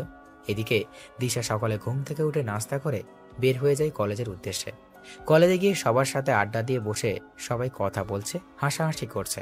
কিন্তু দিশা কেন জানি হাসতে ভুলে গিয়েছে। তার মনে হচ্ছে তার কাছ থেকে কিছু একটা হারিয়ে যাচ্ছে। সব মিলিয়ে দিশা সবকিছু বিরক্ত লাগছে। দিশা কোনো কথা না বলে বাসায় চলে আসে। বাসায় এসে নিজের রুমে গিয়ে বসে পড়ে। দিশা কি করবে বুঝতে পারছে না। এইভাবে কেটে যায় 10 দিন। এই 10 দিনে দিশা বুঝতে পেরেছে রাহুল তার সাথে মিশে গেছে। দিশা রাহুলকে ছাড়া থাকতে পারবে না। দিশা প্রতি মুহূর্তে রাহুলকে মিস করছে। দিশা বুঝতে পারছে না কি করবে। আমার এমন কেন হচ্ছে? আমি তো রাহুলকে সহ্য করতে পারি না, তাহলে কেন রাহুলের কথা আমার বারবার মনে হচ্ছে? আচ্ছা, তাহলে আমি কি রাহুলকে ভালোবেসে ফেললাম? হ্যাঁ, হয়তো আমি রাহুলকে ভালোবেসে ফেলেছি। দিশা ফ্রেশ হয়ে বাসা থেকে বের হতে যাবে, তখনই আরিফ চৌধুরী বললেন, কোথায় যাচ্ছ তুমি? বাবা, মিথিলার কাছে যাচ্ছি। কেন? বাবা, আমায় রাহুলের কাছে যেতে হবে। আমার এমন কাজের জন্য ক্ষমা চাইতে হবে। কেন, ছেলেটাকে আবার মারবি? না মা, নিজের কাজের জন্য ক্ষমা চাইবো। কিন্তু রাহুল তো ডিভোর্সের কাগজ পাঠিয়ে দিয়েছে। এই যে কাগজ। দিশা কাগজটা ভালো করে একবার দেখে কাগজটা ছিঁড়ে ফেলে দেয় আর বলে, আমি এই ডিভোর্স মানি না, আমি গেলাম। দিশা মিথিলার উদ্দেশ্যে বেরিয়ে পড়ে। দিশা মিথিলার বাসার সামনে এসে বেল বাজায়। কিছুক্ষণ পর মিথিলা এসে দরজা খুলে দিল। দিশা মিথিলার হাত ধরে বলে ওঠে, দোস্ত, তুই আমায় ক্ষমা করে দে। তুই আমায় রাহুলের কাছে নিয়ে চল প্লিজ। কেন, আর কিছু বাকি আছে যা তুই আমার ভাইয়ের সাথে করিসনি? না এখন প্রাণে মেরে ফেলবি? তো তুই এত নিষ্ঠুর হোস না, আমি তোর পায়ে পড়ি, প্লিজ তুই আমায় নিয়ে চল। আমি এই কয়দিনে বুঝতে পেরেছি রাহুল আমায় কতটা জুড়ে আছে। আমি পারবো না আমার ভাইকে আর কষ্ট পেতে দেখতে। এখন গিয়ে বন্ধুত্ব করবি, তারপর আবার আঘাত করবি। তার চেয়ে ভালো হবে তুই সরে দাঁড়া আমার ভাইয়ের জীবন থেকে। একটা ছেলে কতটা ভালোবাসলে নিজের আলিশান বাড়ি ছেড়ে তোদের বাসায় চাকরের কাজ করে। তোর ভালোবাসা লাগবে না আমার ভাইয়ের, যা তুই এখন। কি বলবো আমি বুঝতেই পারছি না। আমি পাথরের ন্যায় শক্ত হয়ে গেলাম। মিথিলা যখন আমার সামনে থেকে চলে যাবে তখন আমি মিথিলার পা জড়িয়ে ধরে কান্না করে বললাম, আমায় একটু দয়া কর তুই, আমি আমার ভুল বুঝতে পারছি, আমায় একটিবার ক্ষমা করে দে তুই, প্লিজ মিথিলা প্লিজ। মিথিলার বাবা মা এসে বলেন দিশাকে যেন রাহুলের কাছে নিয়ে যায়। মিথিলা দিশাকে তার পা থেকে তুলে বলে, এবারে কিন্তু তোর শেষ সুযোগ। এরপর আমার ভাইয়ের সাথে খারাপ ব্যবহার করলে তোর খবর আছে কিন্তু। তবে আমি জানি না ভাইয়া তোকে ক্ষমা করে দিবে কিনা। আজকে মামা কল দিয়েছিল, আজকে ভাইয়াকে দেখতে মেয়ে পক্ষ আসবে। হ্যাঁ কথা দিলাম, এমন কাজ আর কখনো করব না, কখনোই হব না আমি বেঁচে থাকতে। তাহলে চল। কালকে আমরা সবাই যাব, তুইও কালকে আঙ্কেল আন্টিকে নিয়ে আমাদের বাসায় চলে আসিস। আচ্ছা। দিশা খুশি মনে বাসায় চলে আসে, কিন্তু মিথিলার শেষের কথা শুনে তার কেমন জানি ভয় হতে লাগলো। এদিকে রাহুল বাসায় এসে খাওয়া দাওয়া শেষ করে রুমে চলে আসে। রাহুল তার ল্যাপটপে বসে কাজ করছিল, তখন রাহুলের ফোন বেজে ওঠে। রাহুল ফোন হাতে নিয়ে দেখতে পায় আননোন নাম্বার। রাহুল ল্যাপটপের সাথে ফোন কানেক্ট করে দেখতে পায় টনি ভাই নামে সেভ করা। রাহুল ফোন রিসিভ করে বলে, জেনে গেছিস তাহলে তোর ভাই আমার হাতে? দেখ, তুই কিন্তু কাজটা ঠিক করছিস না। তুই এবং তোর ভাই মিলে আমার মা আর ভাইকে মেরেছিস, তখন মনে ছিল না? এবার দেখবি ভাই হারানোর ব্যথা কেমন হয়। দেখ তুই কি এবার দেখবি তো তুই কি হয় সামনে। তোর সাথে অনেক হিসাব পরিষ্কার করা বাকি আছে টনি। তোর পরিবারের সবাইকে শেষ করে দিব আমি। আচ্ছা কর, কালকে তোকে দেওয়ার জন্য একটা পার্সেল রেডি করে রেখেছি। পার্সেল ডেলিভারির টাইম রাত 12টা থেকে 30 মিনিট। রাহুল ফোনটা কেটে দিয়ে আবার কাজে ব্যস্ত হয়ে যায়। আর টনি ভাই কল দিল তার লোককে। হ্যাঁ ভাই বলেন। আমি ওর পরিবারের ইনফরমেশন চাই। আমি জানি আমার ভাইকে আমি বাঁচাতে পারবো না, তার চেয়ে ওর পরিবারের সবাইকে শেষ করে দিব আমি। বস, আমি কিছুক্ষণের মধ্যে আমি পাঠিয়ে দিচ্ছি আপনাকে। আচ্ছা, আর শোন, সাবধানে থাকবি। ভাই। ওই বস যখন ফোন রেখে বের হতে যাবে তখনই কয়েকজন এসে বসকে নিয়ে যায়। আর রাত 12টায় রুমের ভিতর থেকে বস চিৎকার করছে, কিন্তু কেউ শুনছে না। 12টা 10 মিনিট রুমে প্রবেশ করে বহুরূপী ভয়ঙ্কর হায়না সর্দার বস তখন বলে, দেখো সর্দার, আমায় ক্ষমা করে দাও। তুমি চাইলে আমি টনির সকল ইনফরমেশন তোমার দিয়ে দিব, তবু আমার ছেড়ে দাও। আমার মা ও তোদের আমার ভাইকে ছেড়ে দিতে বলেছিল, কিন্তু তোরা ছেড়ে দিয়েছিলি কি? আমার অনেক বড় ভুল হয়েছে, আমার ক্ষমা করে দাও। ভালো থাকিস, আর ক্ষমা আমার ভাই আর আমার মায়ের কাছে গিয়ে চেয়ে নিবি। রাহুল কথাটা বলেই একটা কোপে শরীর থেকে মাথা আলাদা করে দিল। বসের প্রাণ পাখি উড়াল দিল ক্ষমা চাওয়ার উদ্দেশ্যে। এটা টনির ঠিকানায় ডেলিভারি দিয়ে আয়, ডেলিভারিতে যেন কোনো সমস্যা না হয়। রাহুল কথাটা বলে সেখান থেকে বের হয়ে যায়। রাহুল গাড়ির কাছে এসে তার ফোন বের করে কল দিল টনির নাম্বার। টনি, পার্সেল রেডি করে দিয়ে আসলাম, কিছুক্ষণের মধ্যে ডেলিভারি পেয়ে যাবি, অপেক্ষা কর। তুই কিন্তু বুঝতে পারছিস না তুই কার সাথে পাঙ্গা নিছিস। আমি হলাম এই পুরো মাফিয়া ওয়ার্ল্ডের king. The place from which the tigers starts moving becomes his own. So keep watching what happens next. Rahul কথা বলেই ফোন রেখে দিল। রাহুল বাসায় এসে ফোন হাতে নিয়ে তার পুরাতন সিম অ্যাক্টিভ করলো। তখন রাহুল দেখতে পায় দিশা, মিথিলা, আঙ্কেল আন্টির নাম্বার থেকে অনেক কল এসেছে। রাহুল অবাক হয়ে যায় দিশার নাম্বার থেকে কল আসা দেখে। হঠাৎ করে মেসেজের দিকে নজর পড়ে, তখন রাহুল দেখতে পায় দিশার নাম্বার থেকে 350+ মেসেজ এসেছে, যার সবকটি সরি সরি লেখা। রাহুল হালকা একটা হাসি দিয়ে পুরাতন সিম ডিঅ্যাক্টিভেট করে ঘুমিয়ে পড়ে। এইদিকে দিশার ঘুম আসছে না, কারণ কালকে কি হবে সেটা ভেবে। রাহুল যদি তাকে ফিরিয়ে দেয়, রাহুল যদি আবার বিয়ে করে নেয়, রাহুল যদি তার সাথে খারাপ ব্যবহার করে দেয়, এইসব চিন্তা করতে করতে দিশা ঘুমিয়ে পড়ে। পরের দিন দিশা খুব ভোরে ঘুম থেকে উঠে তার মা বাবাকে রেডি করিয়ে তাড়াতাড়ি করে মিথিলার বাসায় চলে যায়। তারপর সবাই মিলে রাহুলের গ্রামের বাড়ির উদ্দেশ্যে রওনা দিল। রাহুল ঘুম থেকে উঠে তার বাবার সাথে চলে যায় একটা কাজে। দুপুরবেলা বাবা ছেলে বাসায় ফিরে খাওয়া দাওয়া শেষ করে যে যার রুমে চলে যায়। রাহুল রুমে এসে ঘুমিয়ে পড়ে। বিকালবেলা বুকে ভারী কিছুর অনুভব, রাহুলের ঘুম ভেঙে যায়। রাহুল চোখ খুলে সামনে তাকিয়ে চিৎকার করে বলে ওঠে, ভূত ভূত, দূর ভূত হবে না। পেতনি ভাবি, পেতনি বাঁচাও বাঁচাও। এই এই একদম চুপ। এই কি পেতনি দেখছি, আমায় চুপ করতে বলছে। ভাবি বা ও ও ওই তোরে না চুপ করতে বলছি, কথা বলছিস কেন? ও ও ও সরি। হাত সরিয়ে নিলাম রাহুলের মুখ থেকে। জোরে জোরে শ্বাস নিয়ে বললাম, এই কে আপনি? আমার রুমে কি? আর ওই ডাকিনির বেশি কেন? কি বললি? আমি ডাইনি? মানে তাড়াতাড়ি করে আমি নিজের হাতে চিমটি কেটে ফেললাম। না, এটা তো সত্যি। আপনি এখানে কি করে, কি জন্য এসেছেন? রাহুল, আমি আমার কাজের জন্য সরি, প্লিজ আমায় ক্ষমা করে দাও। আমি না জেনে তোমার সাথে অনেক খারাপ ব্যবহার করেছি। আপনাকে এখানে নিয়ে আসছে কে? আমি তো আপনাকে ডিভোর্স লেটার দিয়ে দিয়েছি, তাহলে এখানে আসছেন কেন? আমি আসছি তোমার স্ত্রীর অধিকারে। আমি মানি না এসব ডিভোর্স। দেখুন, এসব না বলে সন্ধ্যা 6টার ট্রেন ধরে চলে যান আপনার বাসায়। আমি যাব না, আমি এখানে থাকার পারমিশন পেয়ে গেছি। কে দিয়েছে আপনাকে এখানে থাকার পারমিশন? আমার শ্বশুর মশাই দিয়েছেন। বাবা, ভালো হয়েছে আপনি থাকুন, আমি চলে যাব কালকে এখান থেকে। বাবা রাহুল, এদিকে আয় বাবা। হ্যাঁ আঙ্কেল। আমাদের ক্ষমা করে দে বাবা, আমরা না বুঝে ওই দিন তোর সাথে বাজে ব্যবহার করেছি, তোর গায়ে হাত তুলেছি। আরে আঙ্কেল, আমি তেমন কিছু মনে করিনি। সত্যি বলছিস তো তুই? হ্যাঁ আন্টি। তাহলে আমাদের আন্টি আর আঙ্কেল বলছিস কেন?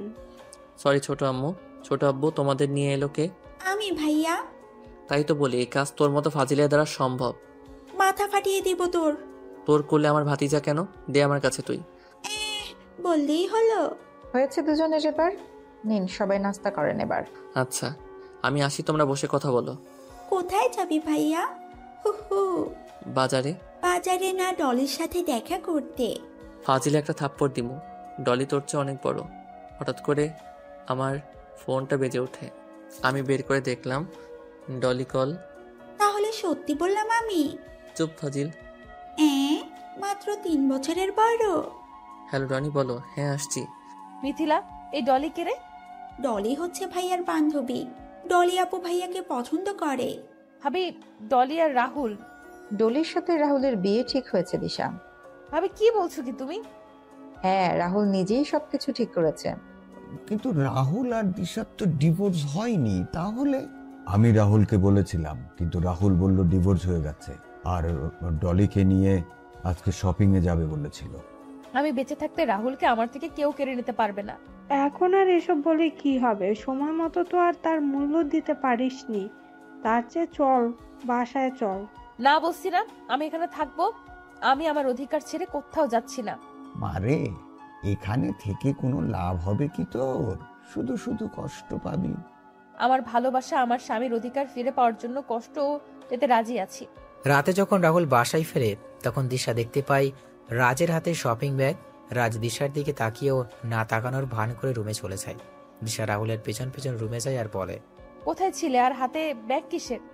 যেখানে ইচ্ছা ছিলাম, তাতে আপনার কি? আপনাকে না বলেছিলাম আপনার বাসায় চলে যেতে? আমি আমার স্বামীর বাড়ি ছেড়ে কোথাও যাচ্ছি না। কে স্বামী? কিসের স্বামী? তুমি আমার স্বামী। ফালতু কথা বাদ দিয়ে এখান থেকে বের হয়ে যান, ভালোই ভালো বলছি। না, যাব না বলছি আমি। ঠাস ঠাস, আমার মুখের উপর কথা বলিস তুই? রাহুল, কোনো কথা না বলে রুম থেকে বের হয়ে যায় এখনই। দিশা কান্না করতে করতে রুম থেকে বের হয়ে ছাদে চলে যায়। দূর থেকে রিয়াজ চৌধুরী আর জাহানারা বেগম সবকিছু দেখছিলেন আর চোখের জল ফেলছিলেন। তখন রিয়াজ চৌধুরী বলেন, সবই কপাল, মেয়েটা ছেলেটাকে কম কষ্ট দেয়নি। এবার বুঝুক ভালোবাসার মানুষ কষ্ট দিলে কেমন লাগে। মেয়েটার জীবন এভাবে ধ্বংস হয়ে যাবে, আর আমরা মা বাবা হয়ে তা দেখে যাব? কোন মুখে তুমি তোমার মেয়ের হয়ে কথা বলবে বলো? মেয়েটা আরেকটু হলে একটা ছেলেকে পঙ্গু করে দিত। তুমি বুঝতে পারছো না কেন? মেয়েটার কান্না আমি যে সহ্য করতে পারছি না। এইদিকে তার ডান বসের জানালা থেকে এসে এক নাগাড়ে ড্রিঙ্কস করে যাচ্ছে, কিন্তু কিছুতেই তার নেশা হচ্ছে না। টনি তার ভাই সাকিবের ছবির দিকে তাকিয়ে বলছে, সাকিব ভাই, আমায় ক্ষমা করে দিস। আমি তোকে বাঁচাতে পারলাম না। জানি না তুই বেঁচে আসিস কিনা। আমায় ক্ষমা করে দিস ভাই। তবে কথা দিচ্ছি, ওই সর্দারকে আমি শেষ করে দিব। সাকিব চিৎকার করছে, কিন্তু তার চিৎকার দেওয়ালে আঘাত পেয়ে আবার ফিরে আসছে। হঠাৎ করে দরজা ঠেলে ভিতরে প্রবেশ করে রাহুল। রাহুলকে দেখতে পেয়ে সাকিব বলে ওঠে, রাহুল তুই? সর্দার বলো। কি, তার মানে তুই সর্দার? হ্যাঁ আমি সর্দার। তুই আর তোর ভাই মিলে আমার ভাই আর মাকে মেরেছিস, সাথে আমার ভালোবাসাকে আমার থেকে দূরে সরে করেছিস। এবার তোকে আমি পৃথিবী থেকে দূর করাবো। দেখ, আমার ভুল হয়েছে, আমায় ক্ষমা করে দে। আমি আমার সকল কাজের জন্য অনুতপ্ত। আমি সবকিছু স্বীকার করে নিচ্ছি তো। আমার আদালতে আমি কাউকে ছাড় দেই না, তোরও কোনো ছাড় নেই। যা তুই চলে যায়, খুব তাড়াতাড়ি তোর ভাইকেও পাঠিয়ে দিব। কথাটা বলে রাহুল তার পিস্তলের সকলগুলি সাকিবের শরীরে ঢুকিয়ে দিল আর তার লোকেদের বলল লাশটা যেন টনি ঠিকানায় পৌঁছে যায়। রাহুল বাসায় চলে যায়। রাত 8টায় টনি বসে আছে আর তার ভাইয়ের প্রাণহীন হিম শীতল দেহের কাছে। টনির চোখ থেকে পানি ঝরছে আর মনের ভিতর আগুন দাউ দাউ করে বাড়ছে। টনির সমস্ত লোকেরা এসে জমা হয় তার বাড়িতে। এইদিকে রাহুল বাসায় ফিরে ফ্রেশ হয়ে এসে সবার সাথে কিছু সময় আড্ডা দিয়ে খাওয়া দাওয়া করে তার রুমে চলে যায়। রাহুল সবেমাত্র বিছানায় শুয়েছে, তখনই দিশা রুমের দরজা ঠেলে ভিতরে ঢুকে দরজা লাগিয়ে দিল। রাহুল সামনে তাকিয়ে দিশাকে দেখে বলে ওঠে, কি ব্যাপার, আপনি আমার রুমে কেন? আমার জামাইয়ের রুমে আমি থাকবো না তো কে থাকবে? জামাই মানে? আপনাকে বললাম না আমাদের ডিভোর্স হয়ে গেছে। আমার আগের কাজের জন্য আমি ক্ষমা চেয়েছি তো, তাহলে কেন এমন করছো? আপনি অন্য রুমে গিয়ে ঘুমিয়ে পড়েন, শুধু শুধু ঝামেলা করছেন কেন? আমি যাব না, আমি এই রুমে ঘুমাবো। দিশা কথাটা বলে যেই বিছানায় উঠতে যাবে তখন রাহুল দিশার গালে ঠাস ঠাস করে থাপ্পড় বসিয়ে দিয়ে বলে ওঠে, বিছানায় উঠছেন কেন? তাহলে কোথায় ঘুমাবো আমি? আর তুমি আমায় মারলে। মাটিতে বা বেলকনিতে ঘুমাতে পারেন, এটা কেবল শুরু, গুনে গুনে হিসাব হবে। বাইরে তো অনেক ঠান্ডা, তাহলে আমি ঘুমাবো কি করে? সেটা আমি কি করে বলবো? আচ্ছা। দিশা যখন বালিশ নিয়ে বেলকনিতে যাবে তখন রাহুল দিশাকে থামিয়ে দিয়ে বলে, থাক, আপনি বিছানায় ঘুমান, আমি সোফায় ঘুমাবো। আমি তো আর অমানুষ না। এক বিছানায় ঘুমালে কি হবে? ওই যে ছোট লোক মানুষ আমি। রাহুল সোফায় গিয়ে লাইট নিভিয়ে ঘুমিয়ে পড়ে আর দিশা তাকিয়ে আছে রাহুলের দিকে। রাহুল মাঝরাতে কান্নার শব্দ শুনতে পায়। রাহুল তাকিয়ে দেখতে পায় দিশা কান্না করছে। তখন রাহুল বলে, আবার যদি কান্নার শব্দ আমার কানে আসে তাহলে লাথি দিয়ে রুম থেকে বের করে দিব, যত সব ন্যাকামো। দিশা কান্না বন্ধ করে শুয়ে পড়ে। পরের দিন সকালে রাহুল নাস্তা করে বের হয়ে যায় বাসা থেকে। দিশা ঘুম থেকে উঠে বিছানায় খুঁচিয়ে নিচে চলে যায়। নিচে গিয়ে ভাবিকে বলে, আচ্ছা ভাবি, মানুষ ভুল করলে ক্ষমা চাইলে তো তাকে ক্ষমা করে দেয়, তাহলে তোমার ছোট ভাই আমায় ক্ষমা করছে না কেন? জানিস দিশা, আমার যাকে বেশি ভালোবাসি তার উপরেই কিন্তু রাগ অভিমান করি। রাহুলেরও তেমন হয়েছে। আমি কি করব এখন? রাহুলের সাথে সবকিছু জোর করে করবি, যদি কি না করতে বলে সেটা করবি, সবসময় রোমান্টিক মুডে থাকবি। আচ্ছা। দিশা ভাবির কথা অনুযায়ী কাজে নেমে পড়ে। কয়েকদিন রাহুল একটু রাগ দেখলেও এরপর আর দেখতে পারেনি।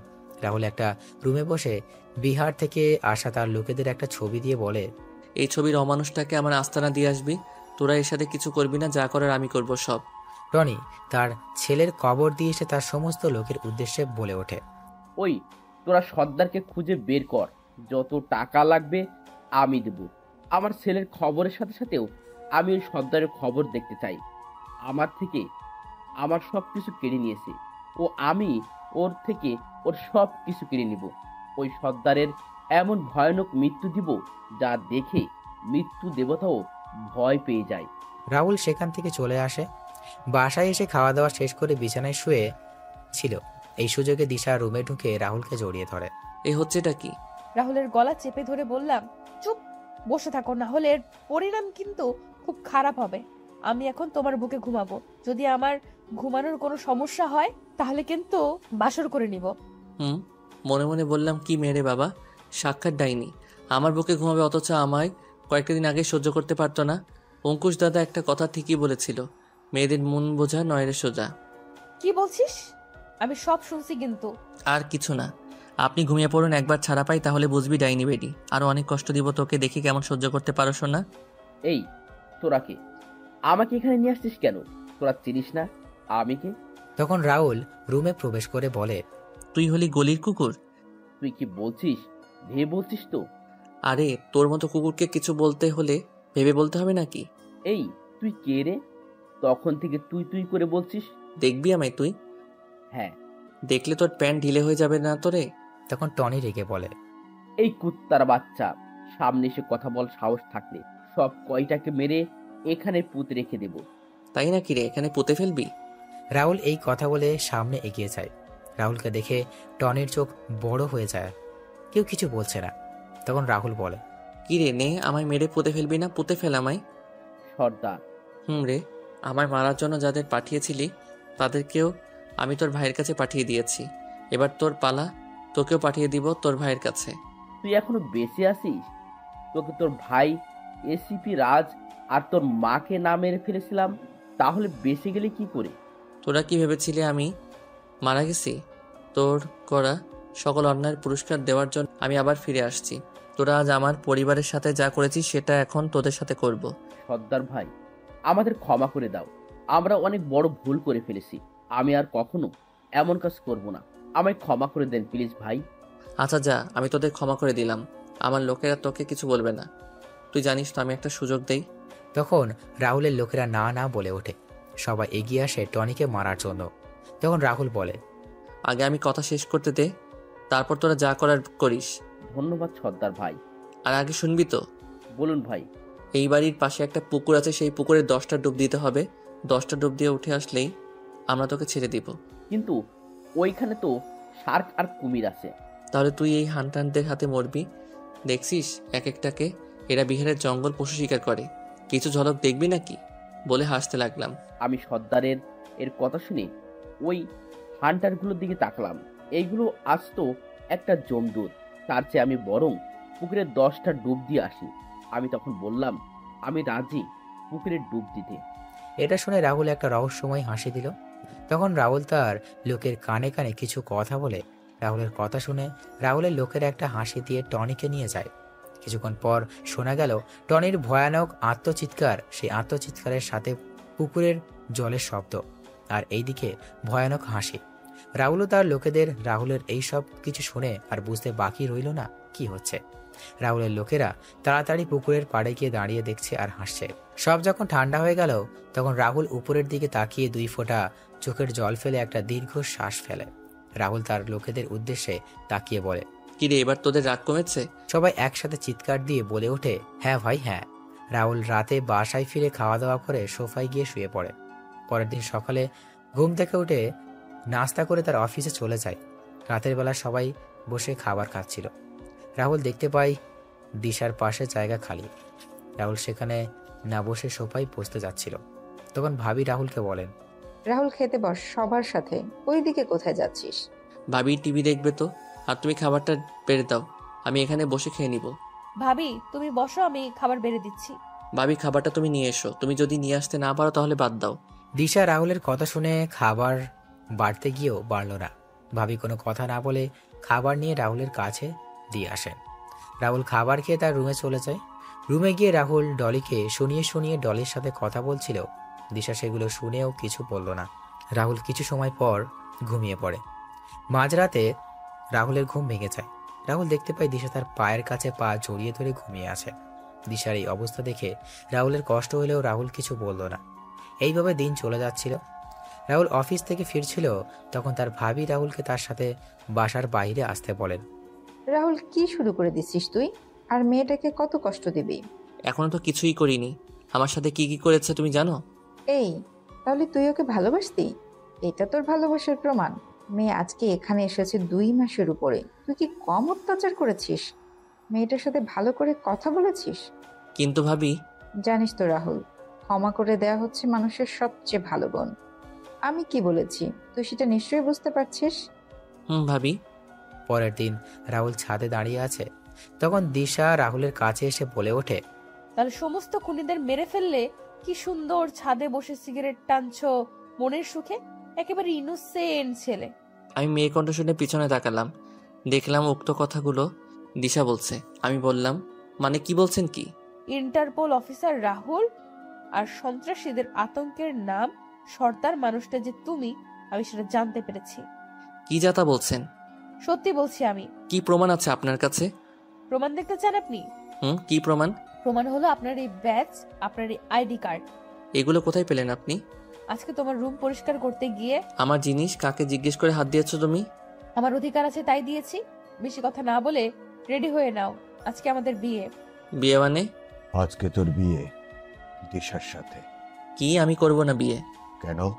যে ঝগড়াটে মেয়ে, কথায় কথায় ঝগড়া করে আর অহংকারীও। আরে ভাইয়া, তোদের মানাবে খুব সুন্দর। ওরে বান্দরনি, তুই কোথায় ভাইকে সাপোর্ট করবি তা না করে ওই ভয়ঙ্করী মেয়েকে সাপোর্ট করছিস? তখন দিশা রাহুলের সামনে এসে দাঁতে দাঁত চেপে বলে, ওনার সাথে আমার কিছু কথা আছে, তোমরা ছাদে থাকো, আমরা কথা শেষ করে আসছি। এই কথা বলে দিশা রাহুলকে টানতে টানতে নিচে নিয়ে আসে। আর এইদিকে সবাই হাসছে। দিশা রাহুলকে তার রুমে নিয়ে গিয়ে দরজা লাগিয়ে রাহুলের কলার টেনে বলে, কি বললি তুই? আমায় বিয়ে করবি না? ঠিকই বলছি। আর তুমি আমায় তুই তুই করে বলছো কেন? বেশ করেছি বলেছি। ভালোই ভালোই বিয়ে করতে রাজি হয়ে যাও, না হলে। না হলে কি জুতা দিয়ে আবার মারবেন? তো চাইলে মারতে পারেন। এখনই বাসর করে নিব। কি বেয়াদব মেয়ে মাইরি। ওই কথাটা বলে খাটে চল, নইলে এখন ওইটা জোর করে নিব। ওইটা মানে? দেখাবো নাকি? রাহুলের দিকে এগোতে লাগলাম। না, এই না। দিশা একটা ছুরি নিয়ে নিজের হাতে টানতে লাগলো। দিশার হাত থেকে রক্ত পড়ছে। রাহুল তাড়াতাড়ি করে দিশার দিকে এগিয়ে যায়। দিশা পিছিয়ে গিয়ে বলে, আমার দিকে এগোবে না। আমি অনেক খারাপ আচরণ করেছি তোমার সাথে। আমার বেঁচে থাকার কোনো অধিকার নেই, তাই তো তুমি আমায় বিয়ে করবে না। ম্যাডাম, আমাকে ক্ষমা করে দিও। ভালো দেখে কাউকে বিয়ে করে সুখে থেকো। দিশা যখন ছুরি চালাতে যাবে তখন রাহুল বলে ওঠে, আমি রাজি বিয়ে করতে তোমায়, প্লিজ এমনটা করো না। দিশা ছুরিটা ফেলে রাহুলকে গিয়ে জড়িয়ে ধরে কান্না করতে থাকে। রাহুলও দিশাকে জড়িয়ে ধরে আছে। দিশা বলে, আগে সবাইকে চিৎকার করে বলো আমায় বিয়ে করবে। আচ্ছা, পরে বলবো। আমি কিন্তু আবার ছুরি নিয়ে নিব। বলছি এই আমি বিয়ে করতে রাজি। রাহুল দিশার হাতে ব্যান্ডেজ করে দিয়ে রুম থেকে বেরিয়ে সবাইকে বলে দেয় সে বিয়েতে রাজি। কবুল বলার সময় মিথিলা রাহুলকে বলে, ভাই বললে বিয়ে করবেন না, তারপর বিয়ে করতে রাজি হলেন, বুঝলাম না। ভাবি গো, দিশাকে বিয়ে না করলে আমার ওটা নিয়ে নিত। কি নিত? বলা যাবে না, তুই বিয়ে করে নে, তাহলে বুঝতে পারবি। আচ্ছা ভাই, আপনার দরকার লাগবে না আবার আমাদের? আমি আছি বোন, আপনি আমায় একবার বলবেন। বিয়ের অনুষ্ঠান শেষ করে সবাই চলে যায়।